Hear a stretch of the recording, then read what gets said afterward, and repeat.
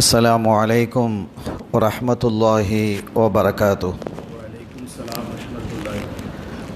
ஹம்தன் லிமன் ஹலக்கல் இன்சான் வஅல்லமஹுல் பயான் வஸ்ஸலாத்து வஸ்ஸலாமு அலா ரசூலில்லாஹ் வஅலா ஆலிஹி ஹிஸ்பில்லாஹ் வ அஸ்ஹாபிஹி ஜுந்தில்லாஹ் வ பஅத்.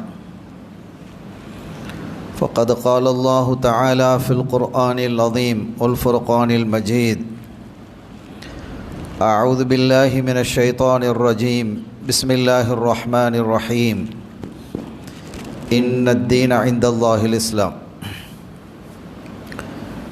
சங்கைக்குரிய அல்லாஹுவின் நல்லடியார்களே, எல்லாம் வல்ல அல்லாஹுவின் பேரருளும் நபிகள் நாயகம் ஸல்லல்லாஹு அலைஹி வஸல்லம் அவர்களது நல்லாசியும் நம் அத்தனை பேர் மீதும் நிலவுமாக.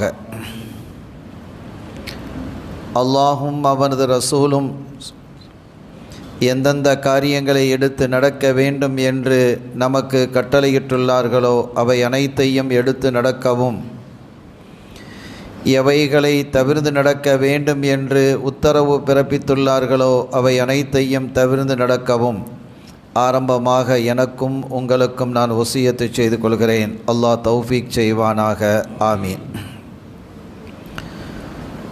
சங்கைக்குரிய பெருமக்களே, இன்று இந்த போடிநாயக்கனூர் மேலத்தெரு ஜும்மா பள்ளி வாசலில் நடைபெறக்கூடிய ஹாஜிகள் வழியனுப்பு விழாவில் கலந்து கொண்டு சில வார்த்தைகள் பேசுவதற்கான வாய்ப்பை வழங்கிய வல்லவனாம் அல்லாஹ்விற்கு நெஞ்சம் நிறைந்த நன்றிகளை காணிக்கையாக்கி எனது வார்த்தைகளை தொடக்கம் செய்கிறேன். அல்ஹம்துலில்லாஹ் வஷ்ஷுக்குர்லில்லாஹ்.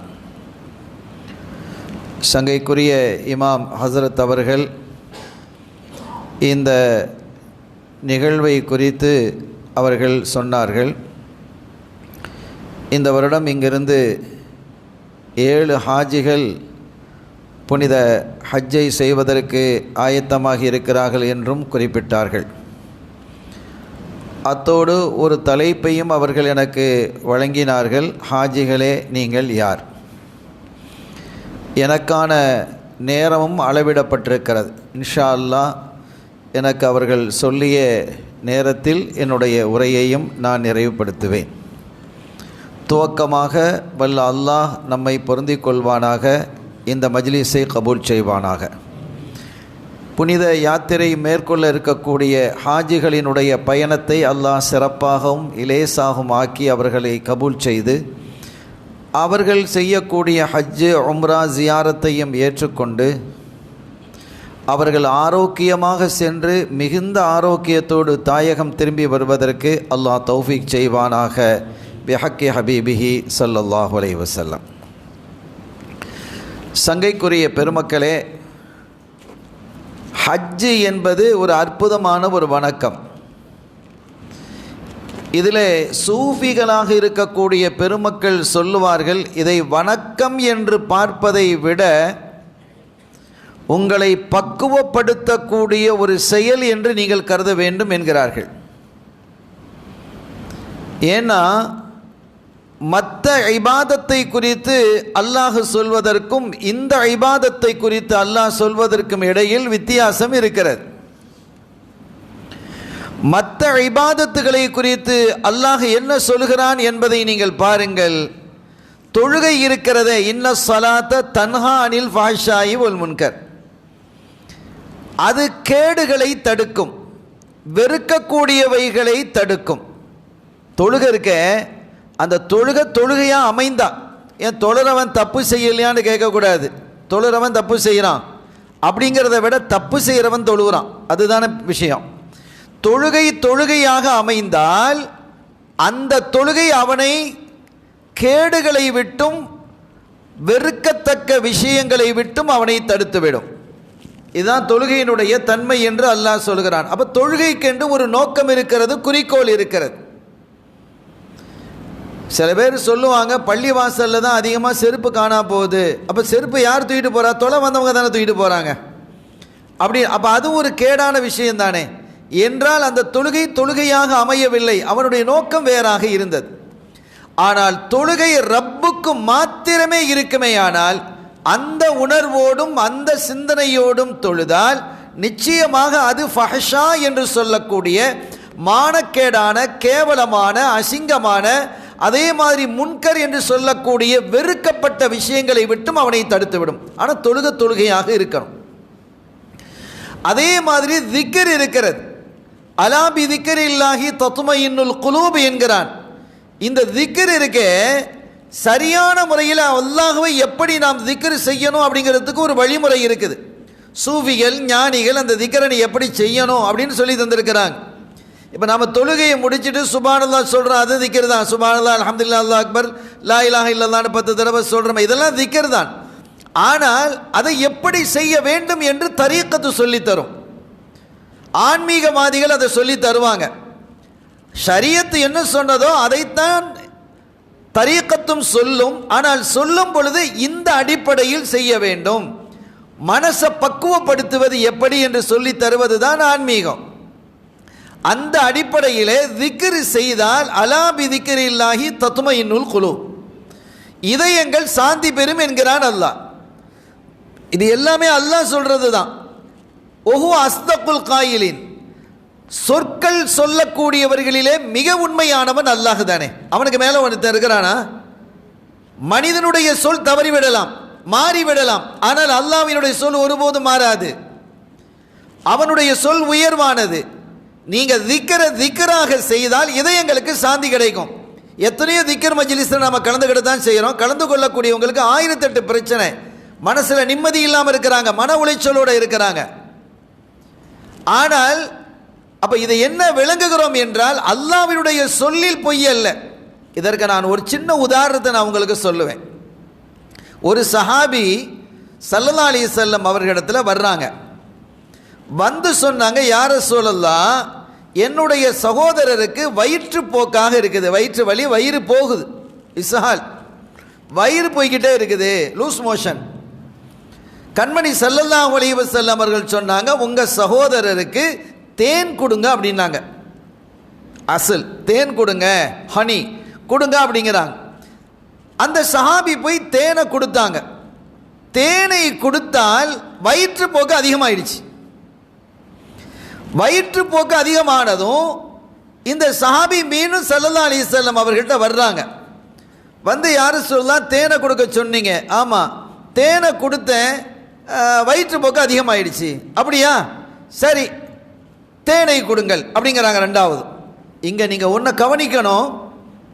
ஒரு டாக்டர்கிட்ட நம்ம போகிறோம், அந்த டாக்டர்கிட்ட நம்ம சுகம் இல்லை அல்லது வயிற்றுப்போக்குன்னு போனால் அவர் ஒரு மருந்து தர்றாரு. அந்த மருந்தை நான் சாப்பிட்டதற்கு பிறகு அந்த நோய் அதிகமாகிடுச்சின்னு சொன்னால் திரும்ப அந்த டாக்டர்கிட்ட நம்ம போவோமா? போக மாட்டோம். ஒருவேளை அப்படியே போனால் அந்த மருத்துவர் அதே மருந்து தருவாரா? இந்த மருந்து உங்களுக்கு ஒத்து வரல, அதனால் உங்களுக்கு வேறு டேப்லெட் தர்றேன், வேறு சிறப்பை தர்றேன் அப்படின்னு டேப்லெட்டையும் மருந்தையும் மாற்றி கொடுத்துருவார். இந்த சஹாபி டாக்டரை மாற்ற இல்லை, டாக்டர் மருந்தை மாற்ற இல்லை. ஸல்லல்லாஹு அலைஹி வஸல்லம் மருந்தை மாற்றினாங்களா? தேனையே கொடுங்கங்கிறாங்க. அதை கேட்டுக்கொண்டு அந்த சஹாபி மீண்டும் வர்றாங்க, தன்னுடைய சகோதரருக்கு தேனை கொடுக்குறாங்க. வயிற்றுப்போக்கு இன்னும் அதிகமாகிடுச்சு, வயிற்றுப்போக்கு இன்னும் கூடிடுச்சு. இப்படி 3 தடவை நடக்குது. அந்த சஹாபியும் டாக்டரை மாற்ற இல்லை, ஸல்லல்லாஹு அலைஹி வஸல்லம் டாக்டர் அவங்களும் மருந்தை மாற்ற இல்லை, தேனையே கொடுங்கங்கிறாங்க. 3 தடவை முடிந்து இதே பிரச்சனை ஏற்பட்டு 4வது முறையும் வர்றாங்க. ஸல்லல்லாஹு அலைஹி வஸல்லம் அவங்கள்ட்ட வரும்பொழுது அப்போ கூடுதல் ஒரு வார்த்தையை ஸல்லல்லாஹு அலைஹி வஸல்லம் அவர்கள் சொல்கிறாங்க. அதுதான் இன்னைக்கு சப்ஜெக்டுக்குள்ளது. என்ன சொன்னாங்க அப்படின்னா, சதகல்லாஹ் கதிப பத்னு அஹீக்க, அல்லாஹ் சொன்னது தான் உண்மை. ஏன்னா அல்லாஹ் என்ன சொல்கிறான், தேனில் எல்லா நோய்க்கும் ஷிஃபா இருக்குதுங்கிறான். தேன் இருக்கே, தேனாக இருக்கணும், அதான் பிரச்சனை. இப்போ தேனாக இருந்தால் தானே ஷிஃபா கிடைக்கும். தேனில் தான் கருப்பட்டி கலக்கிறாங்களே, இப்போ அதை எப்படி நம்ம என்ன செய்யறது? அதே மாதிரி தேனாக இருக்குமே, ஆனால் அது ஷிஃபா கிடைச்சிடும். இப்போ அவங்க சொன்னாங்க, தேனையே கொடுங்கள். சதக்கல்லா, அல்லாஹ் தேனிலே ஷிஃபா இருக்கிறது என்று சொல்லி இருக்கிறான், நீங்கள் தேனை கொடுங்க. உங்கள் சகோதரனுடைய வயிறு தான் பொய் சொல்லுகிறதே தவிர அல்லாஹ் சொன்னது உண்மை. தேனை கொடுங்கங்கிறாங்க. தேனை திரும்பவும் 4வது முறை தேனை கொடுக்கப்பட்டது. வயிற்றுப்போக்கு சரியாயிடுச்சு, வயிறு கப்புன்னு பிடிச்சிக்கிடுச்சு. இதில் என்ன தெரியுமா, ஒரு ஃபுட் பாய்சன், உடலுக்குள்ளே ஒரு விஷம் போயிடுச்சுன்னு வைங்க, அல்லது உணவுலே விஷம் இருக்குது, குழப்பமான உணவு, வித்தியாசமான உணவு, ஃபுட் பாய்சன் சொல்கிறோம் இல்லை, அதுவோ அல்லது உண்மையிலேயே விஷத்தை ஒருவன் தெரியாமல் சாப்பிட்டான்னு வச்சுக்கோங்க, இந்த மாதிரி பிரச்சனைகள் ஏற்படும். இந்த நேரத்தில் மருந்தை கொடுத்தால், டாக்டர்ஸ் மருந்து கொடுக்க மாட்டாங்க, என்ன கொடுப்பாங்க, இனிமோ கொடுப்பாங்க. இனிமோட தெரியும் தானே, அவங்க வயிற்றில் இருக்கிறதெல்லாம் ஒரு சோப்பு தண்ணி மாதிரி அடித்து எல்லாத்தையும் வெளியாக்கினதுக்கு பிறகு அதுக்கு பிறகு தான் என்ன செய்வாங்க, மருந்து கொடுப்பாங்க. இல்லைன்னா அந்த மருந்து உள்ளே போய் அதுவும் நெஞ்சா மாறிடும். அப்படிதான் நடக்கும். ஏற்கனவே நெஞ்சு உள்ள இருக்குது, விஷம் உள்ள இருக்கு, அதை நீங்கள் மருந்தையும் போட்டால் மருந்தும் சேர்ந்து விஷமாக போயிடும். விஷத்தினுடைய தன்மை அப்படி, அது தன்னுடையதையே மாறு. அதனால் அந்த மருந்து அந்த விஷத்தை வெளியாக்குவதற்கு இனிமோ கொடுப்பாங்க. இந்த இனிமோ செய்யக்கூடிய வேலையை தேன் செய்யும். இந்த 3 தடவை அது வெளியாகிக்கிட்டே இருந்தது.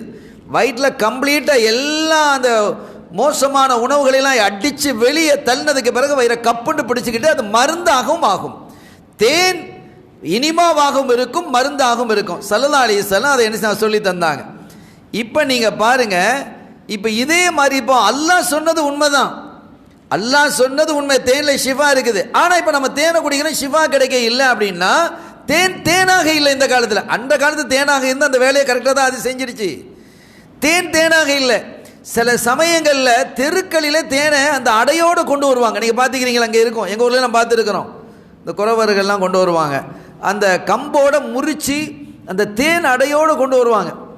அப்போ பார்த்தா, அடே இது எவ்வளோ பியூராக இருக்குது, இதோட கொண்டு வந்துட்டாங்களே, இதோ இப்படி நம்ம வாங்கிடலாமே, அந்த தேலை புழிஞ்சு தருவாங்க அந்த இடத்துல, நல்லா இருக்குமே அப்படின்ட்டு. அப்போ தான் என்னுடைய நண்பர் வந்து சொன்னார், ஹஸ்ரத் என்ன இப்படி இருக்கிறீங்க, இதை போய் வாங்குறீங்களே அப்படின்றார்.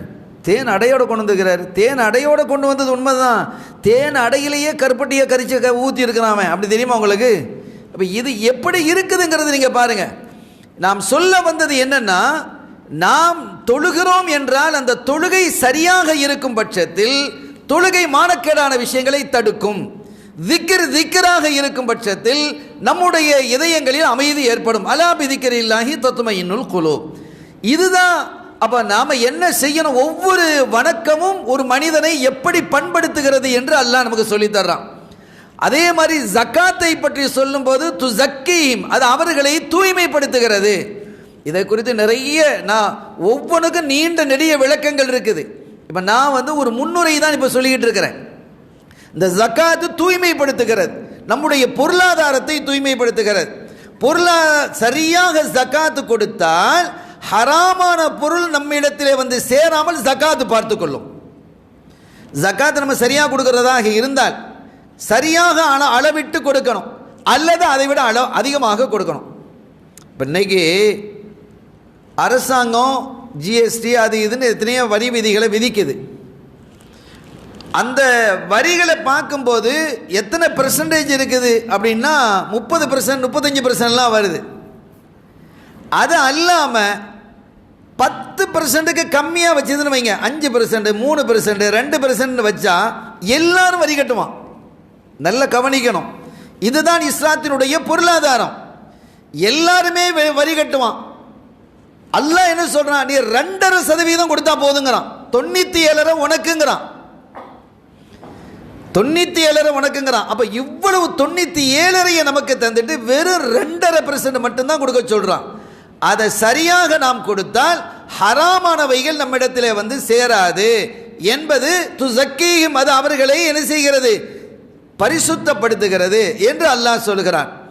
சரி, நோன்பை குறித்து அல்லாஹ் சொல்லும் பொழுது நீங்கள் நோன்பை பிடித்து வந்தால் லஅல்லக்கும் தத்தகூன், முத்தகீன்களாக நீங்கள் ஆகிடுவீங்க, தக்குவாதாரிகளாக இறையச்சம் உள்ளவர்களாக ஆகிவிடுவீர்கள் என்றெல்லாம் ஒவ்வொரு வணக்கத்திற்கும் அதனுடைய நோக்கம் என்ன, அந்த வணக்கத்தினுடைய ரிசல்ட் என்ன அப்படிங்கிற நீங்கள் இந்த வணக்கங்களை செய்தால் உங்களுக்கு கிடைக்கக்கூடிய பாக்கியம் என்ன என்பதை எல்லாம் அல்லாஹ் தெளிவுபடுத்திட்டு வர்றான். இப்போ ஹஜ் இருக்கு, இப்போ அதான் நமக்கு சப்ஜெக்ட். ஹஜ் இருக்குது, ஹஜ்ஜின் மூலமாக என்ன கிடைக்குது அல்லாஹ் சொல்லலை. பாருங்க, அல்லாஹ் சொல்லலை ஒலில்லாஹி அலன்னாசி ஹிஜ்ஜுல் பைத், எனக்காக நீ ஹஜ்ஜி செய்யுங்கிறான். எவ்வளோ ஆச்சரியமான ஒரு விஷயம். அப்படி இப்படி நீ முத்தகிய அதுவா பரிசுத்தப்படுத்தும், இதை விட்டு மனசு நிம்மதி கிடையாது, அதெல்லாம் இல்லை, நீ எனக்காக செய்யணும். இஸ்லாம் என்று சொன்னால் ஒப்படைத்தல் அர்த்தம். சலாமத் தஸ்லீம், தஸ்லீம் என்று சொன்னால் ஒப்படைக்கிறது. யார்கிட்ட ஒப்படைக்கிறது? அல்லாஹ்விடத்தில் ஒரு அடியான் தன்னை ஒப்படைத்தல். இது எதில் நடக்கும்னு பார்த்தா ஹஜ்ஜில் தான் பார்க்க முடியும். ஹஜ்ஜில் தான் நீங்கள் முழுமையாக அதை பார்க்க முடியும். வேற எந்த ஒரு வணக்கத்திலையும் அந்த முழுமையை நீங்கள் பார்க்க முடியாது. இப்போ எல்லாம் இத்தனை வகையான டிஃப்ரெண்ட்டோடு நம்ம உட்கார்ந்துருக்கிறோம். அரஃபால எப்படி இருக்குது, மினால எப்படி இருக்குது, என்ன வித்தியாசம் இருக்குது? கோடீஸ்வரன் மல்டி மில்லியன் அவன் எப்படி இருக்கிறான்? ஒரு சமையற்காரராக இருப்பார், அவர் எப்படி இருக்கிறாரு? முந்தைய காலத்துல எல்லாம் அந்த ஹஜ் கமிட்டியில் போகும்போது அப்போ 20 பேர் 25 பேர் சேர்ந்து மொத்தமாக போவாங்க. இப்போவும் இருக்குது. அந்த குழுவாக போகும்போது என்ன செய்வாங்க, தங்களுக்குன்னு ஒரு சமையல்காரரையும் கூட்டிகிட்டு போவாங்க. இந்த ஊரில் இருந்திருக்கோம், எங்கள் ஊர்லாம் அது பழைய காலத்தில் இருந்தது. சமையல்காரங்களையும் ஒரு ஆளை கூட்டிகிட்டு போவாங்க.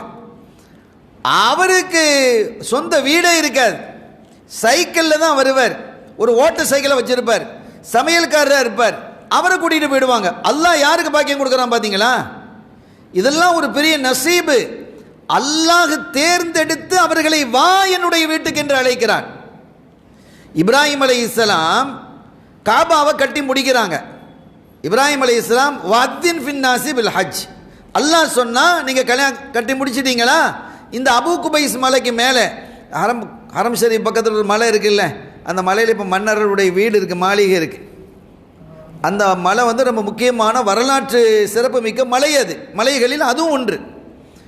ஸல்லல்லாஹு அலைஹி வஸல்லம் அவர்கள் தன்னை நபி என்று மக்களிடத்தில் பிரகடனப்படுத்தியதும் வாந்திர் அஷீரத்தக்கல் அக்ரபீன், உங்களுடைய நெருங்கிய கூட்டத்தாருக்கு நீங்கள் எச்சரிக்கை செய்யுங்கள், குடும்பத்தாருக்கு நீங்கள் எச்சரிக்கை செய்யுங்கள் என்று சொல்லும்போது அந்த மலைக்கு மேலே ஏறி தான் நான் அல்லாஹ்வின் தூதர்னு அறிவிச்சாங்க. அபுல் அபு மண்ணையில் அள்ளி போட்டார்ல எல்லாம், அந்த வரலாறு அங்கே அந்த மலை தான் அதெல்லாம். அப்போ அவ்வளவு பெரிய ஒரு அற்புதமான மலையில் ஏறி நின்று நீங்கள் என்ன செய்யுங்க, மக்களுக்கு ஹஜ்ஜுக்காக அழைப்பு விடுங்கள் என்று சொன்னார். காபத்துல்லாவினுடைய முதல் முத்தவல்லி இப்ராஹிம் அலைஹிஸ்ஸலாம். அப்போ அவங்க மேலே ஏறி அவங்க கேட்டாங்க, யா அல்லாஹ், நான் இதுக்கு முன்னாடி அழைப்பு சொன்னால் உலகம் முழுவதுக்கு எப்படி விளங்கும் அப்படின்னு. அழைப்பு விடுப்பது உங்களுடைய பொறுப்பு, அதை எத்தி வைப்பது என்னுடைய பொறுப்பு. அதை நான் எப்படி கொண்டு போய் சேர்க்கணுமோ அதை நான் சேர்த்துக்கிடுவேன். நீங்கள் அழைப்பு கொடுங்க, ஹஜ்ஜுக்கு வாங்கன்னு மேலே நின்று என்ன செஞ்சாங்க, அழைப்பு கொடுத்தார்கள். இந்த அழைப்புக்கு யாரெல்லாம் பதில் சொன்னார்களோ, லப்பைக்கு என்று, லப்பைக்குன்னா வந்துட்டேன், நான் வர்றேன், வந்துட்டேன் அப்படின்னு அர்த்தம். இந்த லப்பைக்கு அர்த்தத்தை பின்னால் சொல்லுவோம். நான் வந்துட்டேன்னு அர்த்தம். இந்த லப்பைக்கு என்று யாரெல்லாம் சொன்னார்களோ அவர்கள்லாம் ஹஜ்ஜு செய்யக்கூடிய பாக்கியத்தை பெற்றவர்கள். லப்பைக் லப்பைக் அப்படின்னு சொன்னால் 2 தடவை அவர் ஹஜ்ஜுக்கு போவார். அவர் எத்தனை தடவை லப்பைக்குன்னு சொன்னாரோ அவர் அத்தனை தடவை ஹஜ்ஜுக்கு போவார். இப்போ என்ன கேட்குறோம் அப்படின்னா, இப்ராஹிம் நபி அலைஹிஸ்ஸலாம் காலத்தில் நம்ம இருந்தோமா என்ன? நம்ம லப்பைக்குன்னு சொல்கிறதுக்கு நம்ம இல்லை, நம்ம அத்தா இல்லை, அத்தாட அத்தா இல்லை, அவரோட அத்தா இல்லை, அத்தா இல்லை. எத்தனை தலைமுறை, 5000 வருஷத்துக்கு முன்னால் உள்ளது அது. அறிஞர்கள் எழுதுவார்கள், அதற்கான விளக்கத்தை முஃபஸ்ஸிரீன்கள் எழுதுவார்கள். அல்லாஹு தஆலா அந்த இப்ராஹிம் அலைஹிஸ்ஸலாம் அவர்களினுடைய அந்த அழைப்பை ரப்புல் ஆலமீன் எல்லா ரூஹுகளுக்கும் எத்தி வச்சான். யார் யாரெல்லாம் போகணும் நாடி இருக்கிறானோ அவங்களுக்கெல்லாம் எத்தி வச்சான். ஒன்று தாயினுடைய வயிற்றில் இருந்திருக்கலாம், அல்லது வெளியில் பிறந்திருக்கலாம், அல்லது தந்தையினுடைய முதுகில் இருந்திருக்கலாம், அல்லது தந்தையும் பிறக்காமல் இருந்திருக்கலாம், ரூஹாக இருந்திருக்கலாம். ரூஹாக இருக்க தானே செய்வார். ரூஹுன்னு ஒன்று இருக்கா இல்லையா? அந்த ரூஹ அல்லாஹ் நேரத்தோடைய படைச்சிட்டான். எல்லா ரூஹையும் ஒன்று போல தான் படைத்தான். எல்லா ரூஹுகளையும் அல்லாஹ் தஆலா ஒன்று போல் படைத்தான். ஒன்று போல் படைத்து அவர்களிடத்தில் என்ன செய்தான், ஒப்பந்தம் எடுத்தான். அதெல்லாம் குர்ஆனில் வருது. அருமையான பெருமக்களே, அதுலேயும் பெரிய ஆச்சரியமான விஷயம் என்ன தெரியுமா? அல்லாஹ் தஆலா தன்னுடைய அடியார்களை எல்லாம் ஒன்றாக அழைத்தான். ரூஹுகள் ஒரு ஆதம் அலைஹிஸ்ஸலாம் படைக்கப்படலை, ரூஹு நம்முடைய உயிர்கள் படைக்கப்பட்டிருக்கிறது. படைக்கப்பட்டு அல்லாஹ் தஆலா ஒரு மீதாக் ஒப்பந்தத்தை எடுக்கிறான். அலஸ்து பிரப்பிக்கும், குர்ஆன் சொல்லுது, நான் உங்களுடைய இறைவன் அல்லவா அப்படின்னு அல்லாஹ் கேட்டான் இல்லையா? எங்க வச்சு கேட்டான்?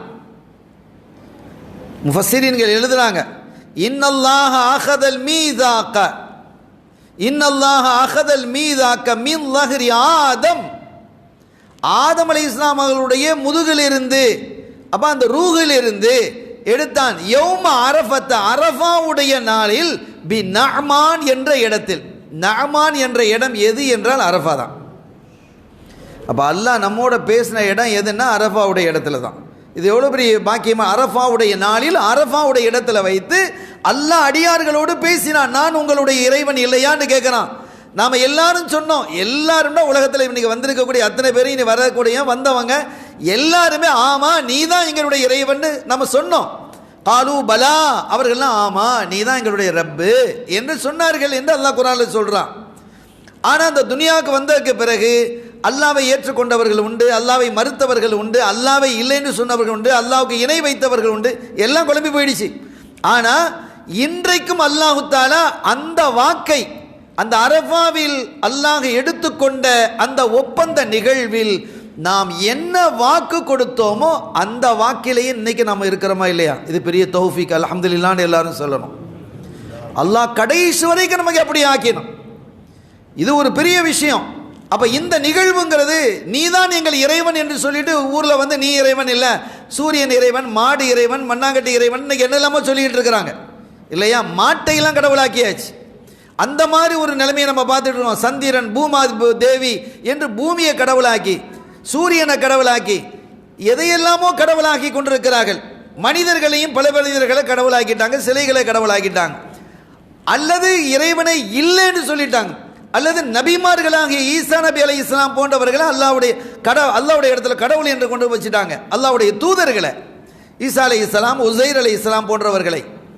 ஆனால் நாம் இன்று வரைக்கும் அந்த வாக்கு என்ன கொடுத்தோமோ அதே வாக்கிலேயே இன்றைக்கும் நாம் நிலைத்து நிற்கிறோம் என்றால் இது அல்லாஹ்வுடைய தௌஃபீக்கா இல்லையா? அல்லாஹ் நம்மளை தேர்வு செஞ்சிருக்கிறான் மூமின்களாக இருப்பதற்கு. அல்ஹம்துலில்லாஹ். அதிலே தான் அல்லாஹ் தஆலா அந்த அரஃபாவில் நாளில் அரஃபாவிலே அந்த நாமான் என்ற இடத்தில் வைத்து, நாமான்னா அரஃபாங்க தான் சொல்றாங்க, அறிஞர்கள் எழுதுறாங்க, அந்த அரஃபாவிலே வைத்துத்தான் என்ன செஞ்சிருக்கிறான், இந்த ஒப்பந்தத்தை நடத்தி இருக்கிறான் என்றால் எவ்வளவு பெரிய பாக்கியமான விஷயம் அப்படிங்கிறத ஹாஜிகள் உணரணும். நீங்கள் எந்த இடத்துக்கு போறீங்க, அல்லாஹ் உங்களிடத்திலே எந்த இடத்தில் வைத்து நான் இறைவன் என்று நீ ஏற்றுக்கொள்கிறாயா என்று கேட்ட இடத்துக்கு நீங்கள் போறீங்க, அதே இடத்துக்கு அல்லாஹ் உங்களை அழைக்கிறான். எவ்வளவு பெரிய நசீபுங்கிறத நீங்கள் பார்க்கணும். எல்லாருக்கும் இந்த பாக்கியம் கிடைக்குமா? அல்லாஹ் நாடணும். அப்போ நாம் ரூஹிலே இருக்கும்போது, நம்ம ரூஹுகளாக இருக்கும்போது பூமிக்கு வந்தாச்சு, ஆதம் அலைஹிஸ்ஸலாம் வந்தாச்சு, எல்லாம் இப்ராஹிம் அலைஹிஸ்ஸலாம் காலத்துலாம் ஆதம் அலைஹிஸ்ஸலாம் வந்து பல ஆயிரம் வருஷத்துக்கு பிறகு இப்ராஹிம் அலைஹிஸ்ஸலாம் வர்றாங்க, காபாவை கட்டுறாங்க, கட்டிட்டு அழைக்கிறாங்க. அப்போ எல்லாரும் லப்பைக்கு, நாம இவங்கெல்லாம் இந்த 7 பேரும் லப்பைக்கு சொல்லியிருக்கிறாங்க. இந்த 7 பேரும் என்ன செஞ்சிருக்கிறாங்க, லப்பைக்குன்னு சொல்லியிருக்கிறாங்க. இப்ராஹிம் அலைஹிஸ்ஸலாம் அவர்களுடைய அந்த அழைப்புக்கு பதில் சொல்லிவிட்டார்கள். அதன் காரணத்தினால் அல்லாஹ் தஆலா இந்த வருஷம் அவங்களை ஹஜ்ஜுக்கு அழைத்திருக்கிறான். கண்ணியத்திற்குரிய பெருமக்களே, எனவே இது ஒரு பெரிய பாக்கியம். எல்லாருக்கும் இந்த பாக்கியம் கிடைக்கிறது இல்லை. எல்லா செல்வந்தர்களும் போயிட்டாங்களா? எல்லா அரசர்களும் போனாங்களா? முகலாய மன்னர்கள் போனார்களா? முகலாய மன்னர்கள் இந்த மண்ணிலே எவ்வளவு பெரிய சேவைகள் செஞ்சிருக்கிறாங்க, இல்லைன்னு சொல்ல முடியாது. ஆனா அவர்களில் பெரும்பாலான மன்னர்கள் ஹஜ்ஜுக்கு போகல. மன்னர்களாக இருந்தே போக முடியல. பாருங்க அழைப்பு எப்படி இருக்குன்னு பாருங்க. வரலாற்றில் இந்த இப்போ சமீபத்தில் நடந்த செய்தி சில உலமாக்கள்லாம் கூட பேசி இருக்கிறாங்க. ஒரு மனிதர் பள்ளிவாசலுக்கு வராரு, வெளியில் ஒரு யாசகன் நின்றுக்கிட்டு இருக்கிறாரு, பசிக்குது ஏதாவது தாங்கன்னு சொல்லி கேட்குறாரு. அவர் கொஞ்சம் இறக்க சிந்தனை உள்ள ஆள் தான், பெரிய வசதியான ஆள், பார்க்குறதுக்கு நல்ல தோற்றத்தோடு இருக்கிறாரு. அவர் பள்ளியை தொழுகை முடிச்சுட்டு வந்து நிற்கிறார், யாசகம் கேட்டுக்கிட்டு இருக்கிறார். இவர் தொழுகை முடிச்சுட்டு வெளியில் வர்றார். ஏதாவது கொடுக்கலாம் அப்படின்னு நினைக்கும் போது திடீர்னு அவருக்கு ஒரு ஞாபகம், ஒரு எண்ணம் வருது. இந்தப்பா நீ ஹஜ்ஜுக்கு போறியா அப்படின்னு கேட்குறாராம். நீ ஹஜ்ஜுக்கு போறியான்னு கேட்குறாரு. சரிங்கிறார், அனுப்பி வச்சுட்டார். பாஸ்போர்ட் அது இதெல்லாம் எல்லாம் எடுத்து நினச்சிட்டு அந்த மனுஷனை ஹஜ்ஜுக்கு அனுப்பி வச்சுட்டார். அவர் நினைச்சும் பார்க்க இல்லை. அப்போ அல்லாஹ் தஆலா எப்படியெல்லாம் அவரை அழைக்கிறான் என்பதை பாருங்கள். இன்னொரு வரலாற்றை நான் உங்களுக்கு சொல்கிறேன். ஹாரூன் மன்னர், ஹாரூன் ரஷீதுனுடைய காலத்தில் நடந்த ஒரு நிகழ்வு வரலாற்றில் இது பதிவாகி இருக்கிறது. ஒரு மனுஷன் குற்றம் செஞ்சிட்டான், ஒரு பெரிய குற்றம் செஞ்சிட்டான். இந்த தகவல் மன்னருக்கு கொண்டு வந்து சேர்க்கப்படுகிறது. மன்னர் பகதாதில் இருக்கிறார், அவருடைய ஆட்சி பகதாதில் நடந்தது. அப்போ மன்னர் சொன்னார், மன்னர் கடும் கோபம் வந்துடுச்சு, அவனை பிடிங்க, அவன் தப்பிட்டான், நீங்கள் என்ன பாடுபடுவீங்களோ தெரியாது, அவனை பிடிச்சு அரெஸ்ட் பண்ணி நான் எங்கே இருந்தாலும் கொண்டு வரணும். இப்போ ஹஜ்ஜுக்கு புறப்பட்டு இருக்கிறார் அவர். நான் ஹஜ்ஜில் இருந்தாலும் சரிதான், மக்காவில் இருந்தாலும் சரி, மதீனாவில் இருந்தாலும் சரி, அவனை கொண்டு வந்து சேர்த்துடணும், என்னோட கொண்டு வந்து நீ சேரு, விடக்கூடாது. அவனுக்கு நான் அந்த இடத்திலேயே வைத்து நான் தண்டனை கொடுப்பேன். ஏன்னா ஒரு பெரிய குற்றம் நடந்திருக்கு. இந்த அதிகாரிகள், போலீஸ் அதிகாரிகள் எல்லாம் சேர்ந்து கொண்டு பிடிச்சு அவனை பிடிச்சாச்சு. பிடிச்சிட்டு அவனை கொண்டு வந்தா அவர் ஹஜ்ஜில் இருக்கிறார். ஹஜ்ஜுடைய காலம் அது. பிறை 9 அரஃபாவுடைய நாள். அவர் எங்கே இருக்கிறாரு? அரஃபாவில் இருக்கார். மன்னர் அரஃபாவில் கொண்டு வந்து சேர்த்துட்டாங்க. மன்னர் என்ன செய்கிறாரு? அங்கே அவருடைய தன்மையின் அடிப்படையில் அவர் விசாரிக்கிறார். விசாரித்தான் அவன் குற்றவாளியில் அவன் நிரபராதி. யாரையே பிடிக்கிறதுக்கு இவனை பிடிச்சிட்டு வந்துட்டாங்க. குற்றவாளி இல்லைங்கிறது நிரூபமாயிடும். அப்போ கேட்டாங்க, என்னப்பா இப்படி இவனை பிடிச்சிட்டு வந்திருக்கிறீங்க? இல்லை, நாங்கள் பல பேர் அப்படி இப்படின்னு சொன்னாங்க. இப்போ தெளிவாகுதே, அவர் தெளிவாக தானே பேசுகிறான். நீங்கள் என்ன இவனை பிடிச்சு கொண்டு வந்துட்டு இருக்கிறீங்க? சரி பரவாயில்ல, இப்போ அரபாவுடைய நாளாக இருக்குது, அரபா விட்டு வெளியில் கொண்டு போங்க, இவனை கொண்டு போய் இஹ்ராம் கட்டி உள்ளே கொண்டு வாங்கன்ட்டார். அல்லாஹ் நாடினால் கள்ளன் திருடன் என்ற பெயரை தந்தும் கூட உன்னை ஹாஜி ஆக்கிடுவான். இது அல்லாஹ்வுடைய குதிரத்து. அவனுடைய கலா கதிர் இருக்குதே, கற்பனைகள் இருக்குதே, அது ஆச்சரியமானது. இதெல்லாம் பெரிய ஒரு பாக்கியமானது. மாபெரும் செல்வந்தர்களாக இருந்தவர்களுக்கு போக கிடைக்கல. அவன் திருடண்டு ரோட்டில் போயிட்டு இருந்தவனை பிடிச்சி கொண்டு வந்து ஹாஜி ஆக்கிட்டான். சமையல்காரனை பிடிச்சி ஹாஜி ஆக்கிட்டான். பள்ளிவாசலுக்கு வெளியில் யாசகம் கேட்டுக்கொண்டிருந்தவனை ஹாஜி ஆக்குறான். ஆனால் அவர்களுடைய வாழ்வில் ஏதாவது ஒரு சிறந்த அல்லாஹ்வுக்கு பிடித்த ஒரு ரகசியமான காரியம் நடந்திருக்கும். அதற்கு பகரமாக அல்லாஹ் அந்த சிறப்பை கொடுக்கிறான்.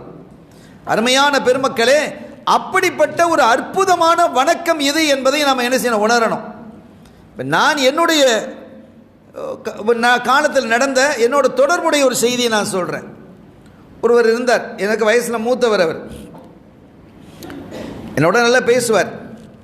அப்போ அவரிடத்தில் நான் சொன்னேன், நீங்கள் ஏன் இன்னும் ஹஜ்ஜுக்கு போகவில்லை? ஹஜ்ஜுக்கு போக மாட்டீங்களா? அல்லாஹ் இவ்வளோ பெரிய வசதியோடு இருக்கிறார். இல்லை ஹஸ்ரத், நான் போகணுன்னு தான் இருக்கிறேன், நான் போயிடுவேன் இன்ஷா அல்லாஹ். எப்படி நான் போயிடுவேன்? ஏன்னா அந்த கொஞ்சம் என்னுடைய பிள்ளைக்கு கல்யாணம் செய்ய வேண்டியிருக்குது, என் மகளுக்கு கல்யாணம் செய்ய வேண்டியிருக்குது. அந்த காரியங்கள்லாம் செய்கிறதுனால நான் என்ன அடுத்த இதை கல்யாணத்தை முடிச்சுட்டு நான் போகலாம் அப்படின்ட்டு நான் இருக்கிறேன் அப்படின்னு அவர் சொன்னார்.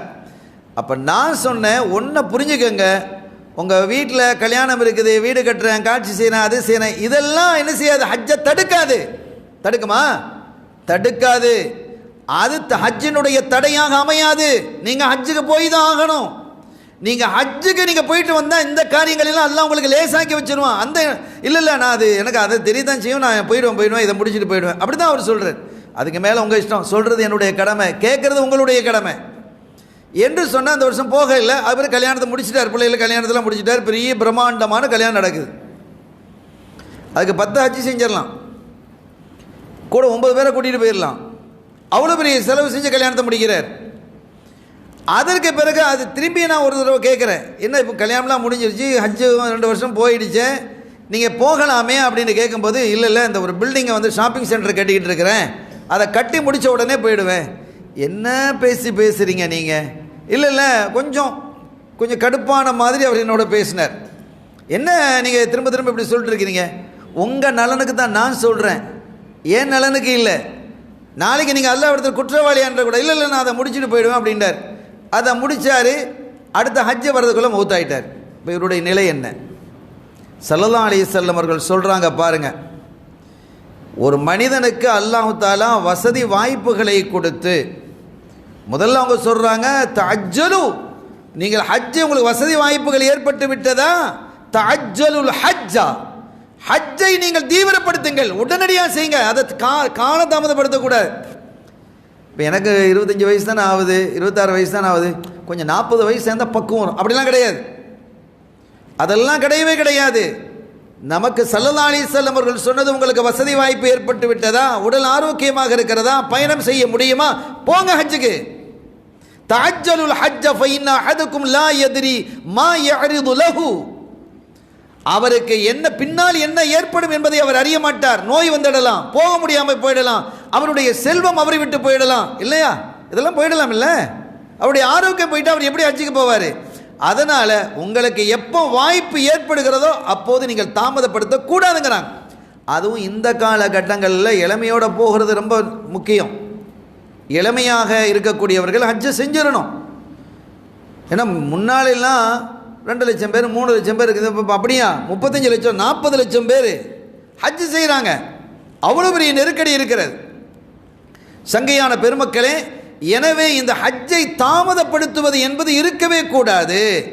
மாறாக எப்போது வசதி வாய்ப்புகளும் ஆரோக்கியமும் நம்மிடத்தில் இருக்கிறதோ அப்போதே அதை சரியாக பயன்படுத்தி கொள்ள வேண்டும் என்பதை இந்த உரையின் மூலமாக நான் வலியுறுத்துகிறேன்.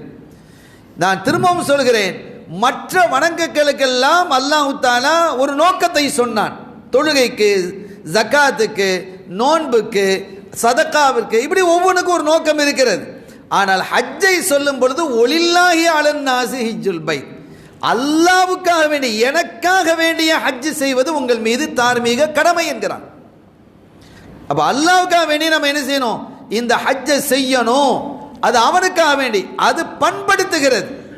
ஹஜ்ஜில் போய் நம்ம தவாஃப் செஞ்சோம், உம்ரா செஞ்சோம், சாயி செஞ்சோம், கல் எறிஞ்சோம், முடி வெட்டினோம், அரஃபாவில் இருந்தோம், முஸ்தலிஃபாவில், மீனாவில் தங்கணும் என்பது மட்டுமல்ல, அந்தந்த இடங்களில் இருக்கும்போது நம்முடைய உணர்வு பூர்வமானதாக சிந்திக்கணும். இதான் ஹாஜிகளே, நீங்கள் யார் என்றால் நீங்கள் அங்கே போய் சிந்திக்கணுங்கிறோம். நீங்கள் கொஞ்சம் யோசிச்சு பாருங்கள். இந்த தவாஃப் செய்கிறாங்கல்ல, நம்ம டிவியில் பார்க்குறோம். அமெரிக்காவில் ஒரு அறிஞர் சமீப காலத்தில் அவர் அந்த டிவியை பார்க்குறார். அவரோட ஒரு முஸ்லீம் இருக்கிறார், அந்த அறிஞரோட ஒரு முஸ்லீம் இருக்கிறார். பல்லாயிரக்கணக்கான மக்கள் அப்படியே தவாஃப் செஞ்சுட்டு இருக்கிறாங்க. மத்தாஃபில் மேலே கீழே, அதுக்கு மேலே மாடியில், மொட்டை மாடியில் இன்னும் தவாஃபெல்லாம் செஞ்சுக்கிட்டு இருக்கிறாங்க. ஒரு மக்ரிபினுடைய வேலை அது. அப்போ லட்சம் தொட்டு இருக்கும் அல்லது லட்சத்தை தாண்டி இருக்கணும், அவ்வளோ பேர் தவாஃப் செஞ்சுக்கிட்டு இருக்கிறாங்க. இது அல்லாமல் மஸ்ஜித் ஹரமில் அங்கங்கே பேர் உட்காந்துருக்குறாங்க. மஸ்ஜிதுக்கு வெளியில் பெரிய வராண்டா இருக்குது, அங்கெல்லாம் மக்கள் உட்காந்துருக்குறாங்க. அங்கே உட்காந்துக்கிட்டு சாப்பிட்டுக்கிட்டு பேசிக்கிட்டு கொண்டுகிட்டு இருக்கிறாங்க. இப்போ மக்ரிபினுடைய வேலை முடிஞ்சு இஷாவுடைய வேலை நெருங்குது. இஷாவுடைய வேலை நெருங்கும் போது அந்த காட்சி அவர் பார்த்துக்கிட்டு இருக்கிறாரு. இதெல்லாம் பார்த்துக்கிட்டு இருக்கும்போது இந்த முஸ்லீம் கேட்குறார். அவருக்கு நண்பர், அவர் மாற்று மதத்தை சார்ந்தவர், ஒரு அறிஞர். இப்போ தொழுகைக்கான நேரம் நெருங்கிட்டு இருக்கு, தொழுகைக்கான நேரம் நெருங்கி இடிச்சிருக்கு. இந்த மக்கள் அசம்பல் ஆகிறதுக்கு, சஃப்ல வந்து நிற்கணும்ல, தொழுகைக்காக ரெடி ஆகிறதுக்கு எவ்வளோ நேரம் ஆகும் நீங்கள் நினைக்கிறீங்க? பாங்கன்னு சொல்லலை, பாங்க சொன்ன பிறகு தான். இப்போ அது பாட்டில் அவங்க வேலையை பார்த்துக்கிட்டு இருக்கிறாங்க, தவாஃப் செய்கிறாங்க, சாப்பிட்றாங்க, தொழுகிறாங்க, உட்கார்ந்து இருக்கிறாங்க, படுத்து கிடக்கிறாங்க, குர்ஆனை ஓதிக்கிட்டு இருப்பாங்க, அல்லது நண்பர்களோடு உட்காந்து பேசிகிட்டு இருப்பாங்க, ஃபோன் பேசிகிட்டு இருப்பாங்க, எதெல்லாமே நடக்குது. இப்போ இவங்கள்லாம் தொழுகைக்கு பாங்கு சொல்லப்பட்டதற்கு பிறகு, ஏன்னா அப்பவும் தவாஃப் நடந்துக்கிட்டு இருக்கோம், இமாம் வந்து என்ன செய்வார்? தன்னுடைய இடத்துல நின்று தொழுகைக்கு ரெடி ஆகுவார். சஃப்புகளை சரி செய்யஸ்தவு, சஃப்புகளை சரியாக்குங்கள் என்று அவர் சொல்லுவார்.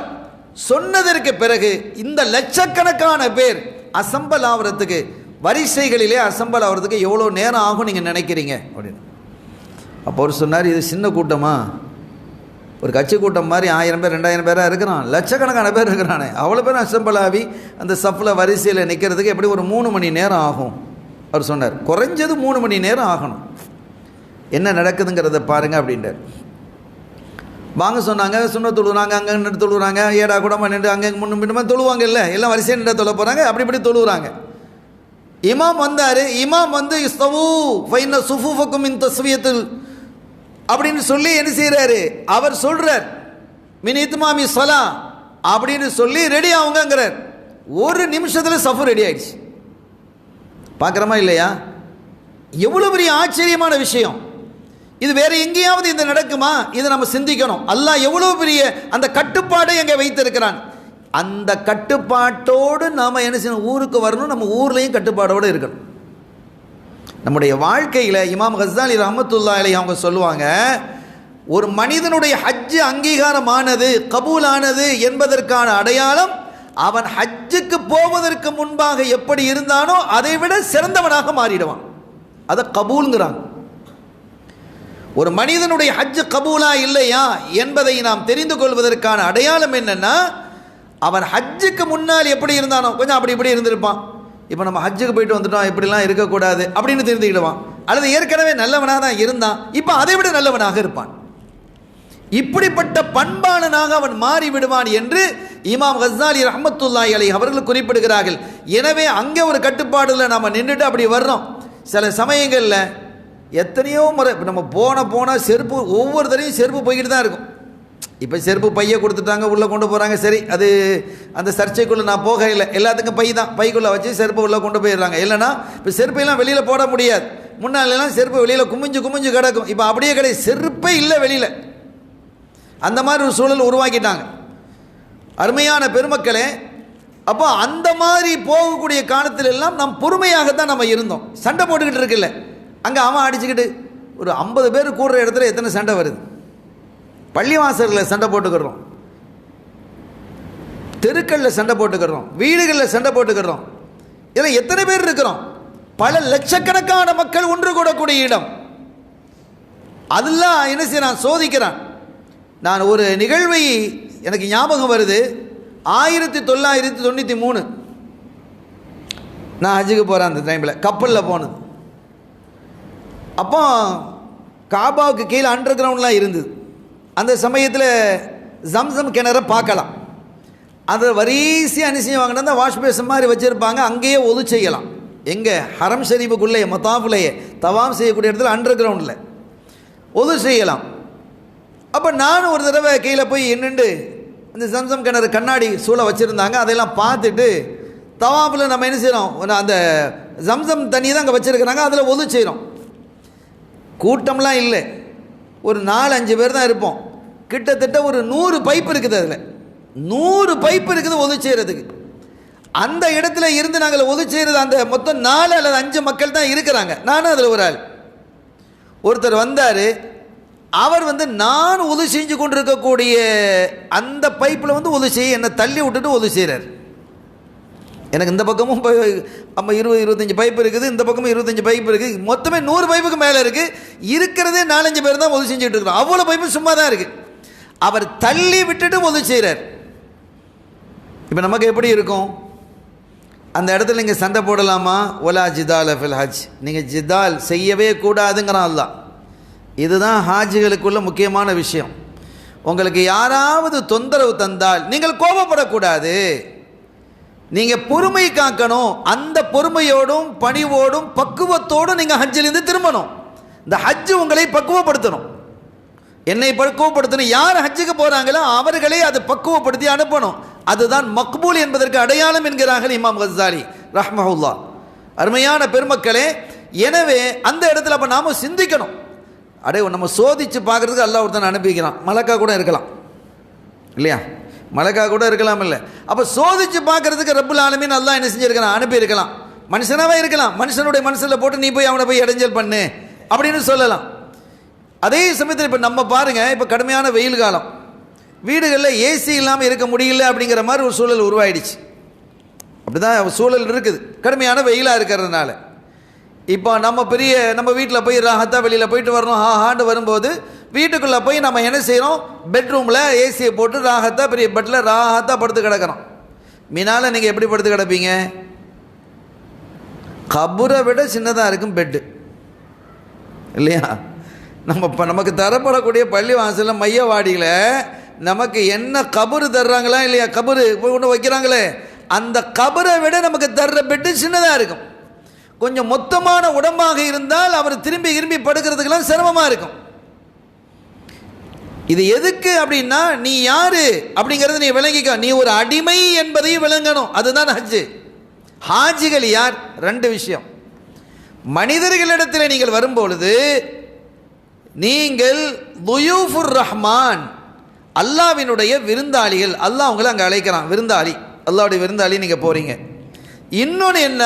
வஃப்துல்லா, அல் ஹாஜ்ஜு வல் முஅ்தமிரு வல் காஸி ஃபீ சபீலில்லாஹ் வஃப்துல்லா அவ் கமா கால இஸ்ஸாத்து வஸ்ஸலாம். இப்போ யுத்த களத்திலே கலந்து கொள்ளக்கூடியவராக இருந்தாலோ அல்லது உம்ரா செய்யக்கூடியவராக இருந்தாலோ அல்லது ஹஜ்ஜு செய்யக்கூடியவராக இருந்தாரோ அவரெல்லாம் அல்லாஹ்வுடைய தூதுக்குழு என்கிறார்கள் ஸல்லல்லாஹு அலைஹி வஸல்லம். இப்போ நீங்களாம் யார்? அல்லாஹ்வுடைய தூதுக்குழு. அல்லாஹ்வுடைய தூதுக்குழு என்று நமக்கு சொன்னது யார்? கண்மணி ஸல்லல்லாஹு அலைஹி வஸல்லம். இப்போ என்ன சொல்கிறாங்க? தூதுக்குழுன்னு என்ன அர்த்தம்? என்ன? அல்லாஹ்வுடைய தூதுக்குழு. இப்போ ஒரு ஊரில் வெள்ளம் ஏற்பட்டுடுச்சு, புயல் ஏற்பட்டுடுச்சு. இந்த மாதிரி பிரச்சனைகள் ஏற்பட்டால் அரசாங்கம் ஒரு தூதுக்குழு அனுப்பி வைக்கும், அந்த ஊருக்கு அனுப்பும். அனுப்பி நீங்கள் போய் பார்த்துட்டு வாங்க, அங்கே போய் நீங்கள் சர்ச் பண்ணுங்கள், என்ன எவ்வளோ சேதம் ஏற்பட்டிருக்குது, அந்த மக்களுடைய நிலைகள் என்னன்னு பார்க்க வருவாங்களா இல்லையா? அப்போ அந்த தூதுக்குழு வரும்போது அந்த ஊரில் இருக்கக்கூடிய தலைவர்கள், முத்தவல்லிகள், முக்கியமான ஆட்கள், அந்த யாராக இருந்தாலும் முஸ்லீமோ கிறிஸ்டியனோ ஹிந்துவோ யாராக இருந்தாலும் அவங்கெல்லாம் சந்தித்து அந்த தூதுக்குழுவில் இருக்கக்கூடிய அமைச்சர்களோ அல்லது அங்கே இருக்கக்கூடிய மொத்தத்தில் இந்த தூதுக்குழு விட்டு எங்க என்ன செய்வாங்க, எங்களுக்கு இப்படி சேதம் ஏற்பட்டிருக்குது, எங்களுக்கு என்னென்ன தேவைகள் வேணும், ரோடு இப்படி டேமேஜ் ஆகிடுச்சு, இந்த தண்ணீர் டேங்க் இப்படி ஆகிடுச்சு, அது ஆகிடுச்சு, இது ஆகிடுச்சுன்னு சொல்லுவாங்களே இல்லையா அந்த தூதுக்குழு விட்ட. இப்போ நம்ம என்ன இதில் என்ன விளங்க வரணும் அப்படின்னா, ஹாஜிகள் இடத்துல நீங்க துஆ செய்ய சொல்லுங்கங்கறாங்க ஸல்லல்லாஹு அலைஹி வஸல்லம். அவங்க தூதுக்குழு, அவங்க அல்லாஹ் இடத்துல போய் ஒப்படைப்பாங்க. லேசான ஆட்கள் இல்லை, அவங்க அல்லாஹ் இடத்துல போய் அவங்க என்ன செய்ய போறாங்க, உங்களுடைய கோரிக்கைகள் எல்லாம் மனுக்களை எல்லாம் அல்லாஹ் இடத்துல ஒப்படைக்க செல்லக்கூடிய தூதுக்குழு, தூதுவர்கள் என்று ஸல்லல்லாஹு அலைஹி வஸல்லம் சொல்றாங்க. இது எவ்வளவு பெரிய விஷயம் நீங்க பாருங்க. அல்லாஹ் உங்களை எப்படி தேர்ந்தெடுத்திருக்கிறான், எவ்வளவு பெரிய பொறுப்பை ஸல்லல்லாஹு அலைஹி வஸல்லம் தர்றாங்க. அல்லாஹ்வுடைய தூதர்கள், நீங்கள் தூதுக்குழுவிலே உள்ள தூதர்கள். அந்த தூதுக்குழுவை கொண்டு போய் ஒருத்தரும் கேட்பாங்க, எங்களுக்கு அஜி இந்த மாதிரி ஒரு சிரமம் இருக்குது சொல்லுவாங்களா இல்லையா, இந்த மாதிரி சிரமம் இருக்குது, நீங்கள் எங்களுக்கான துஆ செய்யுங்க அப்படின்னு சொல்லியிருப்பாங்க. சில பேர் சொல்ல முடியாத ஒரு கஷ்டத்தில் இருக்கிறேன், வெளியில் சொல்ல முடியல, எனக்காக துஆ செய்யுங்க அப்படின்லாம் சொல்லுவாங்க. இதெல்லாம் நீங்கள் கவனத்தோடு கேட்டுக்கொள்ளணும். இது எல்லாத்தையும் நீங்கள் நினைவு வைத்திருக்க முடியுமா? முடியாது.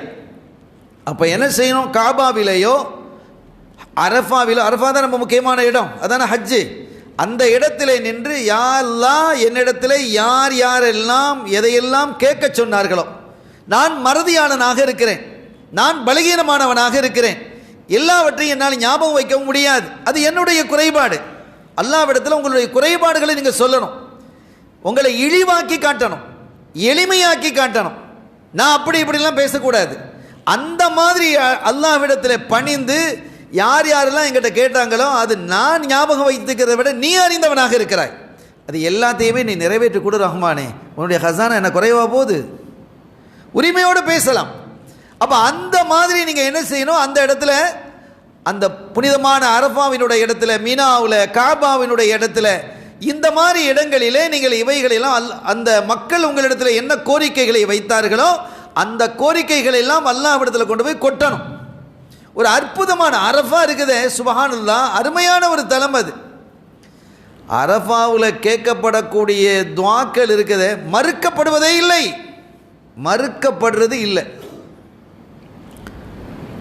இப்னுல் முன்கதிர் ரஹிமஹுல்லா ஒரு பெரிய மகான் சூஃபி, அவங்க 33வது ஹஜ்ஜை செய்கிறாங்க.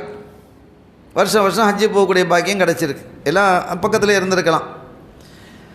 33வது ஹஜ்ஜை செஞ்சுட்டு அல்லாஹ்விடத்தில் ஒரு கோரிக்கையை அரஃபாவில் வச்சு வைக்கிறாங்க.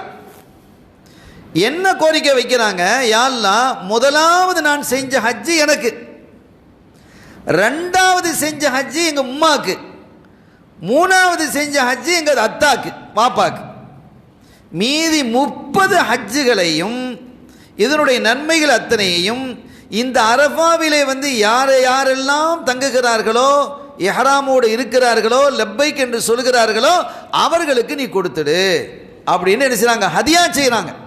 30 ஹஜ்ஜுகளை வருஷம் வருஷம் எத்தனை ஹாஜிகள் போயிட்டு இருக்கிறோம். இப்போ அது ஒரு சொத்துன்னு வச்சுக்கோங்க, அந்த சொத்தை எத்தனை பேருக்கு பிரித்து கொடுக்கறது? 30 ஹஜ்ஜு ஒரு சொத்து, 30,000 கோடி, அது 30 லட்சம் கோடின்னு தான் வச்சுக்கோங்களேன்.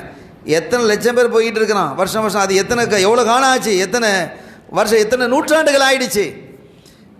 அப்போ அதனுடைய வேல்யூ என்ன, நமக்கெல்லாம் என்ன கிடைக்க போகுது அப்படின்னு நம்ம நினைக்கிறோம் இல்லை, நம்ம யோசிக்கணும்.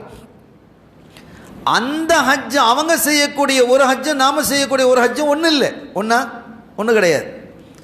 ஒருத்தர் இப்போ நான் அன்னைக்கு மகரிபை தொழுதோம், எல்லாருடைய தொழுகையும் ஒன்றா என்றால் இல்லை, எல்லாருடைய தொழுகையும் ஒன்று கிடையாது. எல்லாரும் 3 ரக்காத் தான் தொழுதோம், ஆனால் எல்லாருக்கும் ஒன்று போல நன்மைகள் கிடைக்குமா என்றால் கிடையாது, வித்தியாசம் இருக்கிறது. ஜமாத்தோட தொழுதால் 27 நன்மை, ரைட், ஓகே. அப்போ எல்லாத்துக்கும் 27 தானேன்னா எல்லாத்துக்கும் 27 தான், ஆனால் எல்லா 27ம் ஒரே 27 அல்ல, இது கவனிக்கணும் நீங்கள். எல்லாருக்கும் 27 தான். ஒருத்தருக்கு 27 ரூபாய், ஒருத்தருக்கு 27 திர்ஹம், ஒருத்தருக்கு 27 தீனார், ஒருத்தருக்கு 27 டாலர், ஒருத்தருக்கு 27 யூரோ. வித்தியாசம் இருக்குல்ல? எல்லாம் 27 தான். ஆனால் எல்லா 27 ஒன்று அல்ல. எல்லா 27 ஒன்று அல்ல. இதை நீங்கள் கவனிக்கணும். இதை இமாம்கள் ஒரு விஷயத்தில் எழுதுனாங்க பாருங்க. வெள்ளிக்கிழமை அன்று ஹஜ்ஜுக்கு இந்த ஜும்மாவுக்கு வர்றாங்களா இல்லையா, காலையில் அதிகாலையிலேயே ஒருத்தர் வந்துட்டா அவருக்கு என்ன நன்மை கிடைக்குது? ஒட்டகம் சதக்கா செஞ்ச நன்மை. ஒட்டகத்தை அறுத்து அதனுடைய இறைச்சிகளை குர்பான் கொடுத்து ஏழைகளுக்கெல்லாம் சதக்கா செய்கிறாரு, அதனுடைய நன்மை கிடைக்கும். ஒட்டகங்கிறது கொஞ்சம் கூடுதல் தானே. இன்னும் கொஞ்சம் தாமதமாக வந்தால் மாடு. அப்போது அதை விட ஒட்டகத்தை விட மாட்டினுடைய இறைச்சி குறைவாக இருக்கும். இன்னும் தாமதமாக வந்தால் ஆடு, இன்னும் தாமதமாக வந்தால் கோழி, அதுக்கும் தாமதமாக வந்தால் ஒரு ரிவாயத்தில் முட்டை. அதுக்கு பிறகு ஒன்றும் கிடையாது. அந்த நன்மைகள் எழுதக்கூடிய அந்த மலக்குமார்கள் அந்த ஏட்டை சுருட்டி வச்சுட்டு இமாம் வந்து மெம்பரில் ஏறிட்டான்னு சொன்னால் அதோட முடிஞ்சு போச்சு. நன்மை எழுதுறதுல வந்து உட்காந்துருவாங்க, ஹுத்பாவை கேட்கறதுக்கு உட்காந்துருவாங்க. மெம்பரில் ஏறிட்டா வந்து உட்காந்துருவாங்க, அதோட முடிஞ்சிருச்சு. மெம்பருக்கு ஏறுறதுக்கு முன்னால் வரைக்கும் நன்மைகள் முட்டை வரைக்கும் வழங்கப்படுது. இப்போ இதில் ஒரு கேள்வி நம்ம கேட்குறோம், கால அளவு என்ன? கால அளவு என்ன அப்படின்னு பார்க்கும்போது நம்ம ஒரு கால்குலேஷன் பண்ணி பார்த்தா 1.5 மணி நேரம் 1.5 மணி நேரம் 1.5 மணி நேரம் 6 மணிக்கு ஸ்டார்ட் ஆகுதுன்னு வச்சுக்கிடுவோம். இந்த வெள்ளிக்கிழமை காலையில் 6 மணிக்கு, 6 மணிலேருந்து 7:30 மணி வரைக்கும் என்ன செய்யும்? ஒட்டகம். 7:30 9 வரைக்கும் மாடு, 9 10:30 வரைக்கும் ஆடு. இப்படி நீங்கள் கணக்கு வச்சுட்டே வாங்க. இப்போ நம்ம கேள்வி என்னென்னா, ஒருத்தர் 6 மணிக்கு வந்துட்டார், அவருக்கு என்னது? ஒட்டகம். ஒட்டகம் தர்மம் செஞ்சது. 7:30 வரைக்கும் இருக்குது. 7:29 ஒருத்தர் வர்றார், அவருக்கு என்னது? ஒட்டகம். ரெண்டும் ஒன்றா? அவருக்கும் ஒட்டகம். 1.5 மணி நேரம் லேட்டாக வர்றாரு. 6 மணிக்கே வந்து உட்கார்ந்துருக்கிறார் அவர். இவர் 7:30 வர்றாரு, ஒரு நிமிஷம் முன்னால் வர்றாரு. 7:30 டைம் முடியுது, 7:30 வர்றாரு, அல்லது 7:29 வர்றாரு, 1.5 மணி நேரம் கழித்து வர்றாரு. இந்த 2 பேருக்கும் என்னது தான்? 2 பேருக்குமே ஒட்டகம் தான். 2 பேருக்கும் ஒட்டகங்கிறதுல கருத்து வேறுபாடு இல்லை. ஆனால் 2 ஒட்டகமும் ஒன்று அல்ல. அந்த ஒட்டகம் 350 கிலோ, இது 150 கிலோ, அல்லது வெறும் 50 கிலோ 60 கிலோ 100 கிலோ. சதக்கால வித்தியாசம் வந்துடுது இல்லை? ஒட்டகங்கிறதுல ஒன்றுபடுவாங்க. இதே மாதிரி நன்மைகள் என்பது 27 நம்ம ஜமாத்தோடு தொழுதால் 27 நன்மை என்று ஹதீஸ் இருக்கு. ஆனால் எல்லாருக்கும் 27 ஒரே மாதிரி 27 இல்லை. அவங்க அல்லாவோடு தொடர்பு கொள்ளக்கூடியதை வச்சு தான். நம்ம தக்பீர் கட்டின பிறகு தானே எல்லாமே ஞாபகத்துக்கு வருது. இமாமுல் ஆலம் அபு ஹனீஃபா ரஹ்மத்துல்லாஹி அலைஹி அவர்களிடத்தில் ஒருத்தர் வந்தார். வந்து சொன்னார், இமாம் அவர்களே, ஒரு முக்கியமான ஒரு பொருள், விலை கூடின பொருள், அதை எங்கேயோ வச்சுட்டேன், எங்கே வச்சுட்டேன்னு மறந்து போயிட்டேன், தேடுறேன், நானும் யோசிச்சு பார்க்குறேன், ஞாபகத்துக்கு வரல, கண்டுபிடிக்க முடியல, நீங்கள் தான் சொல்லணும். அப்போ அவர் சொன்னார், அட இதை சொல்கிறதுக்கு நான் இருக்கேன், நீ எங்கேயோ வச்சுட்டு எங்கிட்ட வந்து கேட்டால் நான் எப்படிப்பா சொல்கிறது, நான் என்னன்னு கண்டுபிடிக்கிறது? இல்லை நீங்கள் தான் சொல்லணும்னு அழுகுறான். அட தொழுகையில் உள்ள சட்டம் என்னன்னு கேட்டால் சொல்லுவேன், ஜகாத்துடைய சட்டம் என்னன்னு கேட்டால் சொல்லலாம், ஹஜ்ஜனுடைய அந்த ஃபிக்ஹு, கொடுக்கல் வாங்கல், ஃபராயில், அது இதை சொல்லலாம். இதை விட்டுட்டு நீ அங்கே காணா போச்சு, அதங்க வச்சுட்டேன், இதங்க நீ தான் ஒன்று செஞ்சுக்கிட்டு எங்கிட்ட வந்து கேட்டால் நான் அதுக்கு என்னப்பா பதில் சொல்ல முடியும்? இல்லை எனக்கு அவன் கதறான், ரொம்ப இறக்கப்பட்டு போனாங்க. சரி, ஒரு வழி சொல்லித்தர்றேன், எனக்கு அதெல்லாம் சொல்ல தெரியல, எங்கே இருக்குன்னு என்ன நானாக கண்டுபிடிக்க முடியும்? ஒரு வழி சொல்லித்தர்றேன், நீ போய் அதை செய் அப்படின்னாங்க. என்ன அப்படின்னு? தக்பீர் கட்டி தொழ ஆரம்பிச்சிரு, நினைவு வர்ற வரைக்கும் நான் தொழுதுகிட்டே இருப்பேன்னு ஒரு முடிவுக்கு வந்துரு, போ அப்படின்னு அனுப்பிட்டான். நஃபில தொழுதுகிட்டே இரு அப்படின்னு. எத்தனை ரக்காத்தோ, 100 ரக்காத்தோ 200 ரக்காத்தோ 300 ரக்காத்தோ தொழுதுகிட்டே இரு நஃபில் அப்படின்னு அனுப்பிட்டான். அவன் அந்த உறுதியோட, ஏன்னா அவனுக்கு முக்கியமான பொருளாச்சு. போன உடனே ஞாபகத்துக்கு வந்துருச்சு, ஷேத்தான் கொண்டு வந்து ஞாபகத்தில் கொண்டு போட்டான். ஏன்னா இல்லைட்டா இவன் 200-300 ரக்காத்து தொழுதுட்டு அடப்பான், அவ்வளோ நன்மைகள் சேர்ந்துட்டு அடக்கும். தொலைஞ்சு போ, இந்த பொருள் கிடைச்சாலும் பரவாயில்ல, அந்த நன்மைகள் உனக்கு கிடைக்கக்கூடாதுட்டு. இப்போ இந்த மாதிரி நிலைமை தான் நமக்கு. தொழுகையில் தான் எல்லாமே மறந்து போனதெல்லாம் ஞாபகத்து வருது. அவன் வர்றேன்னு சொல்லியிருந்தானே, நாம் இங்கே போகிறோன்னு சொல்லியிருந்தாமே, இதை எடுத்து வைக்கணும்னு சொல்லியிருந்தாமே, டிக்கெட் எடுக்கணும்னு நினச்சிருந்தாமே, எல்லாமே மறந்து போய் தொழுகையில் தான் கொண்டு வந்து ஞாபகத்தில் போடுறான். சில பேருக்கு அல்லாஹ்வை தவிர வேறு எந்த சிந்தனையும் இருக்காது. 2 பேருடைய தொழுகை எப்படி ஒன்றா இருக்கும்? 2 பேருக்கும் எப்படி ஒரே மாதிரி கேட்டகரியில் சேர்க்க முடியும்? அதே மாதிரி இப்னுல் முன்கதிர் ரஹிமஹுல்லா 33 நன்மை ஹஜ்ஜினுடைய நன்மைகளை அந்த ஹாஜிகளுக்கு அரஃபாவில் வந்து தங்குறவங்களுக்கு வழங்குறாங்க அப்படின்னு சொன்னால் அது வேல்யூ கூடுனது, சாதாரணமானது அல்ல. நம்மை போன்றவர்கள் செய்யக்கூடிய ஹஜ்ஜில் கோடி ஹஜ்ஜுக்கு அது ஒரு ஹஜ்ஜு சமமாக இருக்கும். அந்த நன்மைகளை கொடுக்குறாங்க.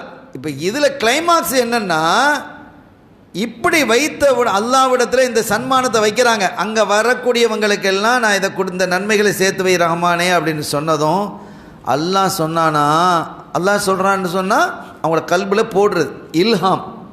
இல்ஹாம் இதய உதயம்னு சொல்கிறது. அல்லாஹ் கல்பில் போடுறான், என்ன இப்னுல் முன்கதீர், என்னுடைய அடியார்களுக்கு நீங்கள் பெரிய கிஃப்ட் கொடுத்துட்டீங்களோ, பெரிய ஹிபத்து அன்பளிப்பு செஞ்சிட்டதாக நீங்கள் கருதுறீங்களோ? நான் சொல்லவா, இந்த அரஃபாவை படைப்பதற்கு முன்பாக 2000 வருஷத்துக்கு முன்பாகவே யாரெல்லாம் இந்த அரஃபாவிலே வந்து தங்குகிறார்களோ அவர்களுடைய பாவத்தை எல்லாம் மன்னிப்பேன் என்று அரஃபாவை படைப்பதற்கு 2000 வருஷத்துக்கு முன்னாலேயே நான் முடிவு செஞ்சிட்டேன். அல்லாஹ் என்ன கிருபையாளன், என்ன ஒரு கருணையாளன். அருமையானவர்களே, அப்படிப்பட்ட ரப்பு உங்களை அழைத்து அவனுடைய விருந்தாளியாகவும் அவனுடைய தூதுக்குழியில் உள்ள தூதர்களாகவும் நீங்கள் என்ன செய்றீங்க, அல்லாஹ்வுடைய சமூகத்திலே செல்லும் பொழுது நீங்கள் எவ்வளவு குவாலிட்டியாக நடந்துக்கிடணுங்கிறத ஞாபகம் வச்சுக்கோங்க.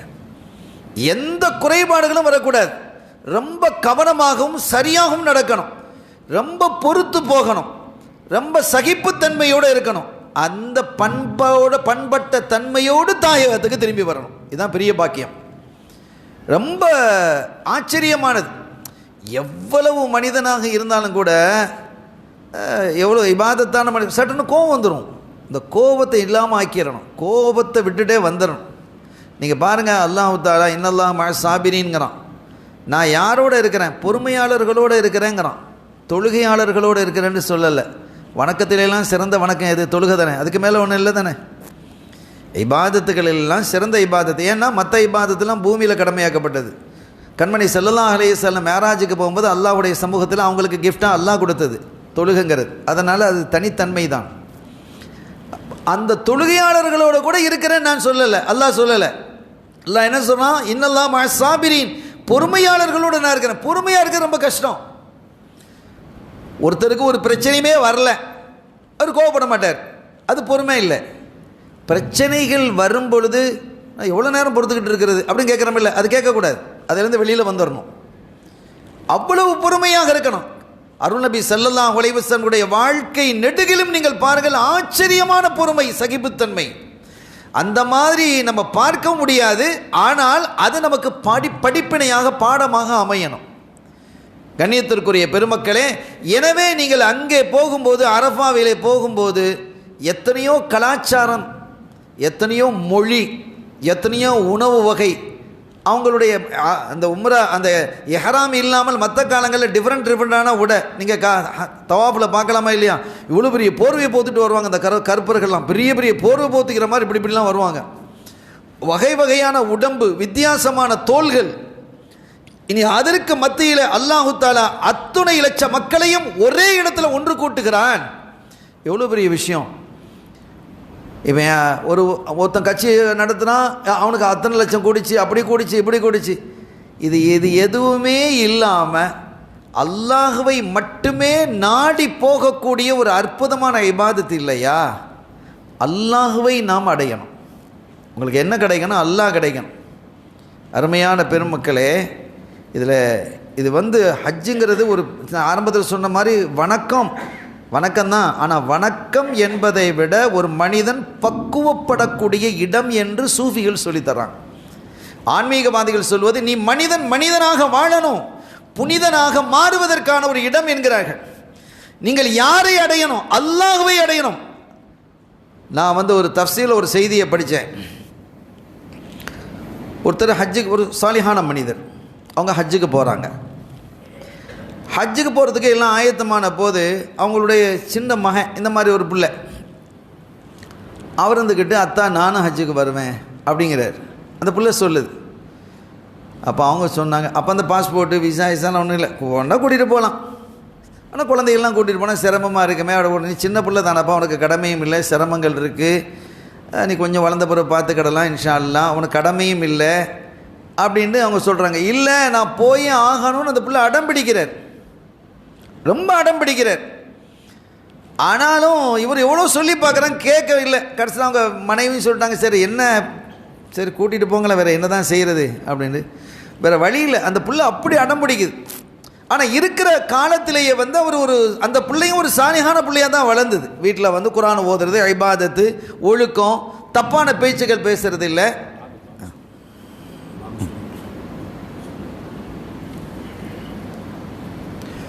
சங்கைக்குரிய பெருமக்களே, அப்போ அந்த பிள்ளையும் நானும் ஹஜ்ஜுக்கு வருவேன்னு அடம்பிடிக்குது அந்த குழந்தை சிறுவர். வேறு வழி இல்லாமல் அந்த சாலிஹான மனிதர் கூட்டிகிட்டு போகிறார். கூட்டிகிட்டு போய் அவருக்கு அந்த பிள்ளைக்கு போகிற வழியில் ஹராம்லாம் எங்கெல்லாம் கட்டணுமோ கட்டி கொண்டு எல்லாத்தையும் தல்பியா அதெல்லாம் எல்லாம் சொல்லிக் கொடுக்குறாங்க. எல்லாம் அந்த பிள்ளை அதே மாதிரி செஞ்சுட்டு வருது. அது வளரும் காலத்திலேயே ஒரு பண்போடு தான் வளர்ந்துச்சு. பிள்ளைகளை வந்து சாலிஹான பிள்ளைகளாக வளர்க்கணும். அதான் நம் பிள்ளைகளை சாலிஹான மக்களாக ஆக்கி வைப்பானாக. அப்போ அதே மாதிரி வந்து அவர் அங்கே மக்காவுக்கு போயாச்சு. அங்கே ஏதாவது அந்த காலத்துலாம் வீடுகள் தான் வச்சுருப்பாங்க. ஒரு வீடுகளில் ரூமு 2 3 ரூம்னு இருக்கும். அந்த ரூமுகளை கொடுப்பாங்க. அந்த காலத்தில் அதுதான் இருக்கும். அங்கே மக்கள் அந்த லாட்ஜெலாம் கிடையாது, வீடுகள் தான். வீடுகளில் தான் தங்குறது. அப்போ அதே மாதிரி தங்கிட்டு இனி முதல்ல உம்ராவுக்கு தானே வர்றாங்க, ஃபஸ்ட்டு உம்ரா தானே போவாங்க. அந்த இஹ்ராம் கட்டி இருக்கிறாங்க, முதல்ல காபா போய் தவாஃப் செய்யணும் அப்படின்ட்டு மகனையும் கூட்டிக்கிட்டு அவங்க வர்றாங்க. வந்து காபத்துல்லா முதல்ல கண்ணில் படுது. இப்போ நான் ஒரு செய்திங்க நான் சொல்லிடுறேன். நம்முடைய பெருமக்கள் நமக்கு சொல்லித்தர்றாங்க, நீங்கள் ஹரம் ஷரீஃபுக்குள்ளே மஸ்ஜிதுக்குள்ளே உள்ளே போகும்போது, இப்போ நான் சட்ட திட்டங்கள் எதுவுமே நான் பேசலை, சட்டத்திட்டங்கள்லாம் தனியாக இருக்குது. நிறைய உலமாக்கள் உங்களுக்கு சொல்லியிருப்பாங்க. ஹாஜிகள் நீங்கள் யார் என்ற அடிப்படையில் நீங்கள் பக்குவப்பட்டவர்களாக திரும்பி வரணும் அப்படிங்கிற அடிப்படையில் தான் பேசிகிட்டு இருக்கிறேன். அருமையான பெருமக்களே, இப்போ அவர் அந்த நாம வந்து ஹஜ்ஜுக்கு போகும்போது ஹரம் ஷரீஃபுக்குள்ளே உள்ள நுழைஞ்சிட்டா நிறைய தூண்கள் இதெல்லாம் இருக்கும். அங்கே நிறைய தூண்கள்லாம் வச்சுருப்பாங்கல்ல. அந்த சந்துக்குள்ளே பார்க்கும்போது நேராக காபத்துல்லாம் சைடில் தெரியும், அதில் தெரியும். நீங்கள் அப்படி பார்க்க வேணாங்கிறாங்க. நீங்கள் தலை குனிந்தவர்களாகவே கொஞ்சம் பணிந்தவர்களாகவே தல்பியாவை முடிந்து கொண்டே நீங்கள் போங்க, உள்ளே போங்க. ஏறாமோட தானே போகிறீங்க, அப்படியே போங்க. போயிட்டு அந்த மத்தாஃபிட வந்த உடனே காபா முழுமையாக தெரியுமா இல்லையா, முழுமையாக நீங்கள் பாருங்கள்ங்கிறாங்க. உங்களுடைய பார்வை முழுமையாக காபாவில் விழட்டும், அது உங்களுடைய கல்பில் மிகப்பெரிய மாற்றத்தை ஏற்படும் என்கிறார்கள்.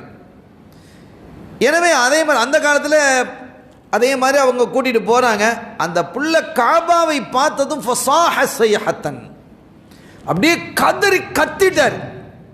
அந்த புள்ள கத்துறார், கத்தி அப்படி மயங்கி கீழே விழுந்துட்டார். இப்போ இந்த மாதிரி காலங்கள் இல்லையே. அப்போ என்ன செய்வாங்கன்னா, ஹஜ்ஜுக்கு போகிறதாக இருந்தேன்னு சொன்னால் 4 மாதத்துக்கு முன்னால் 3 மாதத்துக்கு முன்னாலெல்லாம் உம்ராவுக்கு தானே கட்டிட்டு போகிறது. அதுக்கப்புறம் ஹஜ்ஜுடைய காலத்தில் ஹஜ்ஜுக்காக இறாம் கட்டுவாங்க. 6 மாதத்துக்கு முன்னாலெல்லாம் புறப்பட்டு போவாங்க. பெரிய கூட்டம்லாம் இருக்காது. இப்போ கூட்டம் இல்லாத நேரமும் இல்லை, நாளும் இல்லை. நாங்கள் போகணுன்னு சொன்னோம் இல்லையா, 1993 நாங்கள் போகும்போது, அப்போ ரமலான் முடிஞ்சிருச்சுன்னு சொன்னால் அதுக்கப்புறம் உம்ரா கிடையாது. உம்ராவுக்கு யாரையும் அனுமதிக்க மாட்டான், யாரும் உம்ராவுக்கு வரக்கூடாது.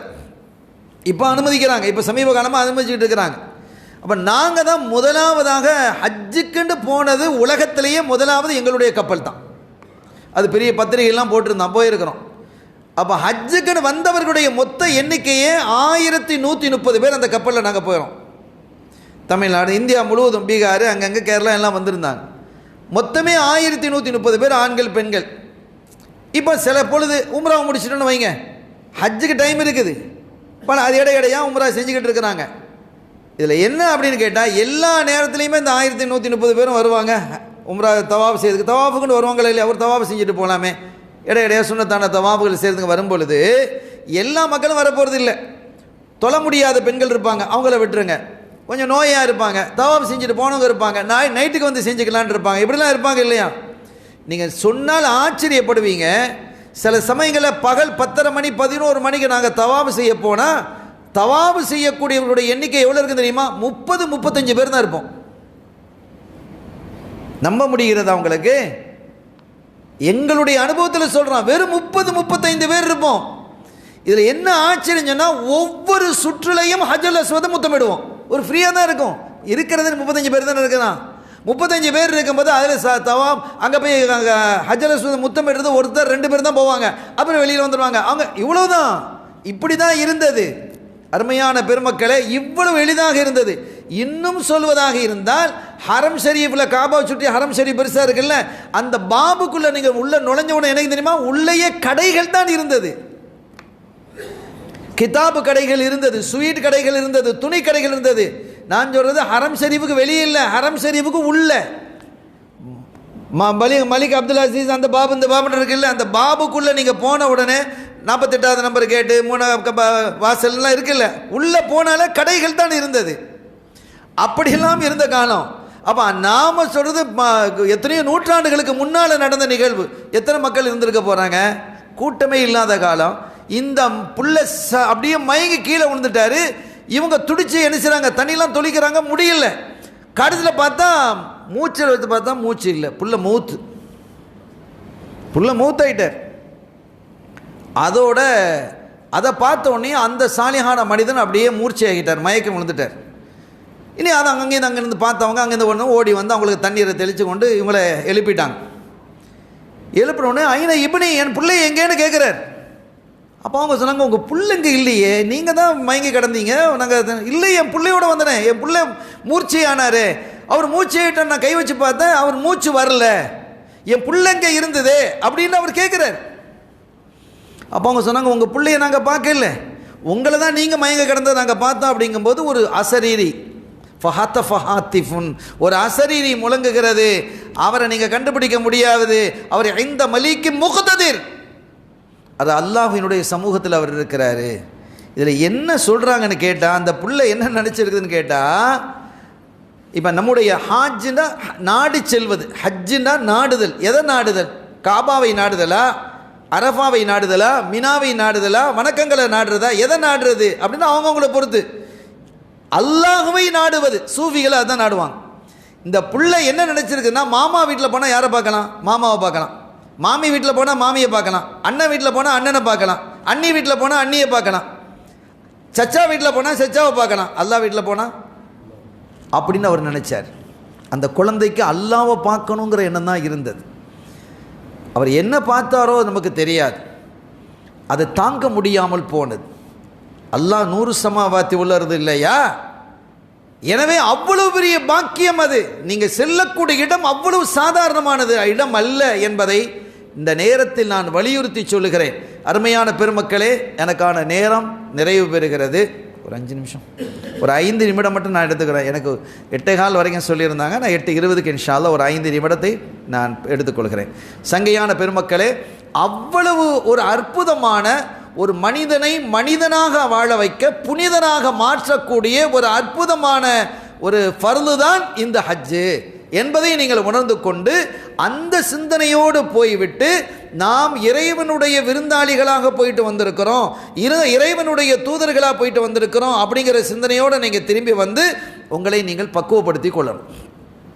ஏற்கனவே இருந்ததை விட ஒரு சிறந்த பணிவும் பக்குவமும் நிதானமும் உள்ளவர்களாக, கல்புகளில் எந்த பெருமையும் இல்லாதவர்களாக, பணிவும் உள்ளவர்களாக நினைச்சிடும் மாறிடணும். இப்போ அங்கே ஒழிக்கக்கூடிய அந்த ஜீனத்துல் ஹஜ், இப்னு அப்பாஸ் ரலியல்லாஹு தஆலா சொல்லுவாங்க, ஹஜ்ஜுடைய ஜீனத் அழகு என்று சொன்னாலே தல்பியா தான். இந்த தல்பியானா என்ன? லப்பைக் அல்லாஹும்ம லப்பைக் லப்பைக் லா ஷரீக லக லப்பைக் இன்னல் ஹம்த வன் நிஅமத லக வல் முல்க் லா ஷரீக லக் அப்படி நம்ம சொல்கிறோம். ஹை, ஒரு அழகான ஒரு அமைப்பு. இது ஒரே ராகம் தான் எல்லாருக்கும். எந்த நாட்டிலேருந்து வந்தாலும் லப்பைக் அல்லாஹும்ம லப்பைக், இது தானே, இந்த ராகம் தானே இருக்குது. இது ஒரு ஆச்சரியம் தானே. எந்த மொழி பேசக்கூடியவனாலும் இந்த ராகம் தான் போடுறான். அது மெட்டு ராகம்லாம் மாறி இருக்குதா? இல்லை, அது ஒரு தனித்தன்மை. இப்போ லப்பைக்குன்னா என்ன அப்படின்னு கேட்டால், அதை நீங்கள் தெளிவாக ஹாஜிகள் தெளிவாக உணர்ந்துக்கிடணும். இப்போ இவங்கெல்லாம் ஹாஜியான்னு கேட்டால் ஹாஜி தான். ஏன்னா ஸல்லல்லாஹு அலைஹி வஸல்லம் அவர்கள் சொல்லும் பொழுது, எந்த ஒரு ஹாஜி ஹஜ்ஜை நாடுகிறாரோ அப்படிங்கிறாங்க. ஹஜ்ஜி செஞ்சால் தானே ஹாஜி அப்படின்னு நம்ம சொல்கிறோம். ஆனால் ஸல்லல்லாஹு அலைஹி வஸல்லம் ஹஜ்ஜை நாடிட்டாலே அல்லது வீட்டை விட்டு புறப்பட்டு விட்டாலே அவர் ஹாஜிங்கிறாங்க. அவர் ஹாஜின்னு என்ன செய்றாங்க? ஸல்லல்லாஹு அலைஹி வஸல்லம் அவங்கள சொல்கிறாங்க. அப்போ இந்த ஹாஜி வந்து மிக கவனத்தில் கொள்ளணும். லப்பைக்குன்னு சொல்லும் பொழுது அதனுடைய யதார்த்தம் என்னங்கிறத நீங்கள் மனசில் கொண்டு வரணும். ஹாஜிகள் அதை கவனத்தில் கொண்டு வரணும். ஒரு பெரிய செல்வந்தர் இருக்கிறார், ஒரு பெரிய முதலாளி. அவர் என்ன செய்கிறாரு, தன்னுடைய மகனை கூப்பிட்றாரு, தம்பி கொஞ்சம் வாங்க அப்படிங்கிற. அத்தான் நான் கொஞ்சம் சின்ன வேலையாக இருக்கிறேன், இப்போ வந்துடுறேன் சொல்லுவார். அப்போ அவர் தன்னுடைய மேனேஜரை கூப்பிடுறார். சார் இந்த ஒரு தந்தீங்க இல்லை, இதை நான் முடிச்சுட்டு இப்போ வந்துடுறேன் சார் அப்படின்னு அவர் சொல்வார். சொல்லலாம் தானே, இருக்கலாம். இப்படிலாம் இருக்கும்போது ஒரு பியூனை கூப்பிட்றார், பெல் அடிச்சு பியூனை கூப்பிட்டார். சார் இந்த வேலையை முடிச்சுட்டு வரேன்னு அவன் சொல்லுவானா? கொஞ்சம் யோசிங்க. ஒரு பியூனை கூப்பிட்றார். ஏய் அவன் ஒரு பேர் வச்சுக்கிடுமே, இஸ்மாயில் வச்சுக்கணும், இஸ்மாயில் அப்படின்னு கூட சார் அப்படின்ட்டு ஓடி வந்துடுவான். இதுதான் லெப்பைக். நல்ல கவனிங்க. இன்னும் வர்றேன், அது வேலையை முடிச்சுட்டு வர்றேன், அதை முடிச்சுட்டு வர்றேன் அப்படிலாம் கிடையாது. ரப்பை நீ கூப்பிட்டால் வா அப்படின்னா லெப்பைக், சரணடைந்து விட்டேன் ரப்பைங்கிறது தான் லெப்பைக்கினுடைய அர்த்தம். என்ன ஒன்றும் இல்லை, முழு அடிமைத்தனத்தை வெளிப்படுத்துறது. நம்ம அப்து தானே, நம்ம அடிமை தானே. நாம் அடிமை என்பதை முழுமையாக வெளிப்படுத்துறத அல்லாஹ் விரும்புகிறான். அது எல்லா காலத்திலும் விரும்புகிறான். அந்த ஹஜ்ஜில் அது தெளிவாக வெளிப்படும். தெளிவாக வெளிப்படக்கூடிய ஒரு அற்புதமான தலம் தான் அரஃபாவும் மினாவும். என்ன ஒரு இப்போ கல் எறிகிறமே, எத்தனை அதிசயங்கள் நீங்கள் பாருங்கள். நீங்கள் கல் எறிகிறீங்க, எத்தனை 40 லட்சம் பேர் கல் எறிகிறாங்க. 40 லட்சம் பேர் கல் எறிகிறாங்க. எத்தனை கல் எறிகிறாங்க? ஒன்று 49 கல் எறிவாங்க, அல்லது 70 கல். 13வது நாளும் தங்கியிருந்தால் 70 கல் எறிவாங்க. அப்படி மொத்தம் ஒரு ஆளுக்கு 70 கல் அல்லது 49 கல். 40 லட்சம் பேர் 49 கல்லை எங்கேருந்து பிறக்கிறாங்க? கல்லை உடச்சி உடச்சி உடச்சி உடச்சி அங்கே எதாவது போட்டு வச்சுக்கிறாங்களா? கொஞ்சம் யோசிக்கிறோம். அப்படிலாம் யாரும் செய்கிறதில்லை. எங்கே வரலாறே கிடையாது. அந்த கல் எப்படி கிடைக்கிறது? இவ்வளோ கல் ஒரு பாக்கில்லா கிதாபுகளில் எழுதுவாங்க, மொச்சக்கொட்டை அளவுக்கு சின்ன சின்ன கல்லாக புறகிட்டு இருக்கிறோம். அவ்வளோ கல் எல்லாருக்கும் கிடைக்குதா இல்லையா? எப்படி கிடைக்கிறது? 10 கல் 100 கல் 1000 கல்லா? ஒரு ஆளுக்கே 70 கல்லுன்னு சொன்னால் 40 லட்சம் பேருக்கு 28 கோடி கல். 28 கோடி கல் போட்டேன்னு சொன்னால் அந்த இடங்கள் நம்ம எரியிறமே, அந்த இடம் நிறைஞ்சு போகணுமா இல்லையா? என்னைக்காவது நிறைஞ்ச வரலாறு இருக்குதா? அல்லது நிறைஞ்சதை அந்த அரசாங்கம் அந்த கல்லையெல்லாம் கொண்டு போய் வெளியில் கொண்டு போய் கொட்டிடுச்சுன்னு சொல்லி வருதா? இல்லையே. ஒரு சின்ன ஃபோட்டோஸ் காட்ட முடியுமா? இருக்கா? வரலாறே கிடையாது, நடக்கிறது இல்லை. அது எங்கே இருக்கிறது? எல்லாம் உயர்த்தப்படுகிறது. இது ஒரு பெரிய அதிசயம் இல்லையா? ஜம்சம் பெரிய அதிசயம், இது ஒரு அதிசயம். இந்த கற்கள் எல்லாம் எப்படி எல்லாருக்கும் அவ்வளோ பேருக்கு கற்கள் கிடைக்குது? எனக்கு கிடைக்கல, உனக்கு கிடைக்கல, யாராவது சொல்லிக்கிறாங்களா? நானும் தேடி தேடி பார்த்தப்பா கல்லே கிடைக்கல அப்படின்னு யாராவது சொல்லியிருக்கிறாங்களா இது வரைக்கும்? எத்தனை கோடி பேர் ஹஜ்ஜுக்கு போயிட்டு வந்துட்டாங்க. அத்தனை கோடி கற்களும் எப்படி கிடைக்கிறது? அந்த கற்கள் எல்லாம் எப்படி மறைகிறது? இதெல்லாம் நாம் உணர்ந்து கொண்டு அல்லாஹ் எவ்வளோ பெரிய ஒரு கருணையாளன், எவ்வளோ பெரிய ஆற்றலாளன் என்பதை நாம் உணர்ந்து கொள்ள வேண்டும். இறுதியாக நான் நிறைவுக்கு வந்து விட்டேன். ஸல்லல்லாஹு அலைஹி வஸல்லம் அவர்கள் இந்த ஹஜ்ரி 9ஆம் ஆண்டு தான் ஹஜ்ஜு கடமையாக்கப்படுது. ஸல்லல்லாஹு அந்த வருஷம் ஹஜ்ஜுக்கு போவையில் அபூபக்கர் சித்திக் நாயகத்தினுடைய தலைமையில் அனுப்பி வச்சாங்க. ஹிஜ்ரி 10 அவங்க போகிறாங்க. அப்போ உமர் ரலியல்லாஹு தஆலா அன்ஹு அவர்களையும் அனுப்பி வைக்கிறாங்க. ஹஜ்ஜுக்கு அனுப்பி வைக்கும்போது ஹஜ்ஜுக்கு போகும்போது உமர் ரலியல்லாஹு தஆலா சொல்கிறாங்க, யா உஹை லா தன்சானி ஃபி துஆயிக், என்னுடைய இளைய சகோதரரே. உமர் ரலியல்லாஹு தஆலா பார்த்து ரசூலுல்லாஹ் சொல்கிறாங்க, உங்களுடைய துஆவில் என்ன மறக்க வேண்டாம் அப்படின்னு சொல்கிறாங்க. அப்போ ஹாஜிகள்கிட்ட நம்ம என்ன செய்யணும்? நம்ம துஆ செய்ய சொல்லுங்கிறது. ஆனால் இது யதார்த்தமான ஒரு ஷரியத்தினுடைய பார்வையில் ஸல்லல்லாஹு அலைஹி வஸல்லம் உமர் ரலியல்லாஹு தஆலா துஆ செய்ய சொன்னாங்க. உங்கள் துஆவில் எங்களை மறந்து லா தன்சானி ஃபி துஆயிக், உங்கள் துஆவில் எங்களை மறந்துடாதீங்க அப்படிங்கிறது ஒரு பொதுவான விஷயம். ஆனால் யதார்த்தம் என்ன தெரியுமா? நீங்கள் உங்கள் துஆவில் என் பேரை சொல்லலைன்னு சொன்னால் உங்கள் துஆ மக்பூல் இல்லைங்கிறது அர்த்தம். இதை நீங்கள் கவனமாக வச்சுக்கணும். அதுதான் யதார்த்தம். ரசூலுல்லாஹ்க்கு நாம துஆ செய்யணுமா? ஸல்லல்லாஹு அலைஹி வஸல்லம் அவர்களுக்கு என்ன செய்யணும்? லா தன்சானி, என்னை நீங்கள் மறக்க வேண்டாம். ஃபீ துஆயிக்க, உங்கள் துஆவில் என்ன மறக்காதீங்க. உங்கள் துஆவில் என்னை சேர்த்துக்கங்கன்னு சொல்லலை, என்ன மறக்காதீங்கன்னாங்க. துஆவில் ஸலவாத்து சொல்லு, இல்லைன்னா அது கபூல் இல்லைங்கிறது தான். அப்படி தான் அறிஞர்கள் நமக்கு சொல்லி தர்றாங்க. அப்போ துஆக்கல்ல ஸலவாத்து. ஆனால் நம்ம ஷரியத்தில் பார்க்கும்போது அது நீங்கள் இப்படி எடுத்துக்கிட்டால் தப்பு இல்லை. இதை வைத்துக்கொண்டு நாமெல்லாம் என்ன செய்யணும்? துஆவை செய்யுங்கன்னு நம்ம கேட்கணும் என்பதையும் ஒன்று உணர்ந்துக்கணும். ரெண்டாவது, இந்த உம்ரா ஹஜ் எல்லாம் முடிச்சிருச்சோ அல்லது அதுக்கு முன்பாகவோ நீங்கள் எங்கே போக போகிறீங்க? மதீனா ஷெரீஃபுக்கு போக போகிறீங்க. கண்மணி ஸல்லல்லாஹு அலைஹி வஸல்லம் அவர்களுடைய தர்பாருக்கு நீங்கள் போகிறீங்க. இதை குறித்து ஒரே ஒரு ஹதீஸை சொல்லி நான் முடிச்சிருவேன். மன்சார கபரி வஜபத் லஹு ஷஃபாஅத்தி, என்னுடைய கபரை யார் ஜியாரத்து செய்கிறாரோ அவருக்கு என்னுடைய ஷஃபாஅத்து உண்டு. பெரிய பாக்கியம் தான். இதில் யதார்த்தம் என்ன தெரியுமா, இதில் ரகசியம் என்னன்னு கொஞ்சம் யோசிச்சு பாருங்கள். இந்த ஷஃபாஅத்து யாருக்கு கிடைக்கும்? ஒரு மூமினான முஸ்லீமான மனிதனுக்கு தானே இந்த ஷஃபாஅத்து கிடைக்கும். ஷஃபாஅத்து 10 வகையான ஷஃபாஅத்து இருக்குது. இந்த ஷஃபாஅத்து ஒரு மூமினுக்கு முஸ்லீமுக்கு கிடைக்கும். அப்போ என்ன அர்த்தம்? ஸல்லல்லாஹு அலைஹி வஸல்லம் அவர்களை யார் ஜியாரத்து செய்கிறார்களோ அவர் முஸ்லீமாக மூமினாகத்தான் மரணிப்பார். எவ்வளோ பெரிய ரகசியங்கள் அதில் இருக்கிறது. லேசான விஷயமா கண்மணி ஸல்லல்லாஹு அலைஹி வஸல்லம் சொல்லியிருக்கிறது. மன்சார கபரி வஜபத் லஹு ஷஃபாஅத்தி, நாளைக்கு நான் கியாமத்தில் அவருக்கு ஷஃபாஅத்து செய்வேன். ஷஃபாஅத் என்ன, அவர் சொர்க்கம் போகணும் இல்லை? சொர்க்கம் யார் போக முடியும்? மூமின் தான், முஸ்லீம் தானே போக முடியும். அவர் முஸ்லீமாக மூமினாகத்தான் மரணிப்பார் என்ற அந்த கருத்து அதிலே பொதிந்திருக்கிறது. எனவே இவ்வளவு பெரிய பாக்கியத்தை சுமக்கக்கூடியவர்கள் தான் ஹாஜிகளே நீங்கள். இந்த பாக்கியத்தோடு நீங்கள் தாயகம் ஆரோக்கியத்தோடு திரும்பி வந்து மக்களுக்கு ஹிதுமத்து, மக்களினுடைய நலப்பணிகளில் நீங்கள் ஈடுபடுவதோடு உங்களை நீங்கள் முன்னால் இருந்ததை விட சிறப்பாக உங்களை நீங்கள் ஆக்கிக்கொள்ள வேண்டும். எங்களுக்காகவும் நீங்கள் துஆ செய்ய வேண்டும் என்று கேட்டுக்கொண்டு, எல்லாம் வல்ல ரப்புல் ஆலமீன் அல்லாஹ் ஜல்ல ஷானஹு வ தஆலா இந்த மஜ்லிஸை கபூல் செய்து புனிதமான ஹஜ்ஜை நாடி இருக்கக்கூடிய இந்த மக்களினுடைய ஹஜ்ஜு, உம்ரா, ஜியாரத்து எல்லா இபாதத்துகளையும் கபூல் செய்து அங்கீகரித்து ஏற்றுக்கொண்டு ஆரோக்கியமாக அவர்கள் சென்று ஆரோக்கியத்தோடு தாயகம் திரும்பி வருவதற்கு, மனநிறைவோடு வருவதற்கு ரப்புல் ஆலமீன் அல்லாஹ் அவர்களுக்கு தௌஃபீக் செய்வானாக. பிஹக்கி ஹபீபிஹி ஸல்லல்லாஹு அலைஹி வஸல்லம். எல்லாம் வல்ல அல்லாஹ்வின் அருளையும் ஸல்லல்லாஹு அலைஹி வஸல்லமுடைய ஷஃபாத்தையும் பெறுவோமாக. வாய்ப்பளித்தமைக்கு நன்றி. வ ஆகிரு தஅவானா அல்ஹம்துலில்லாஹி ரப்பில் ஆலமீன். வஸ்ஸலாமு அலைக்கும் வரஹ்மத்துல்லாஹி வபரகாத்துஹு.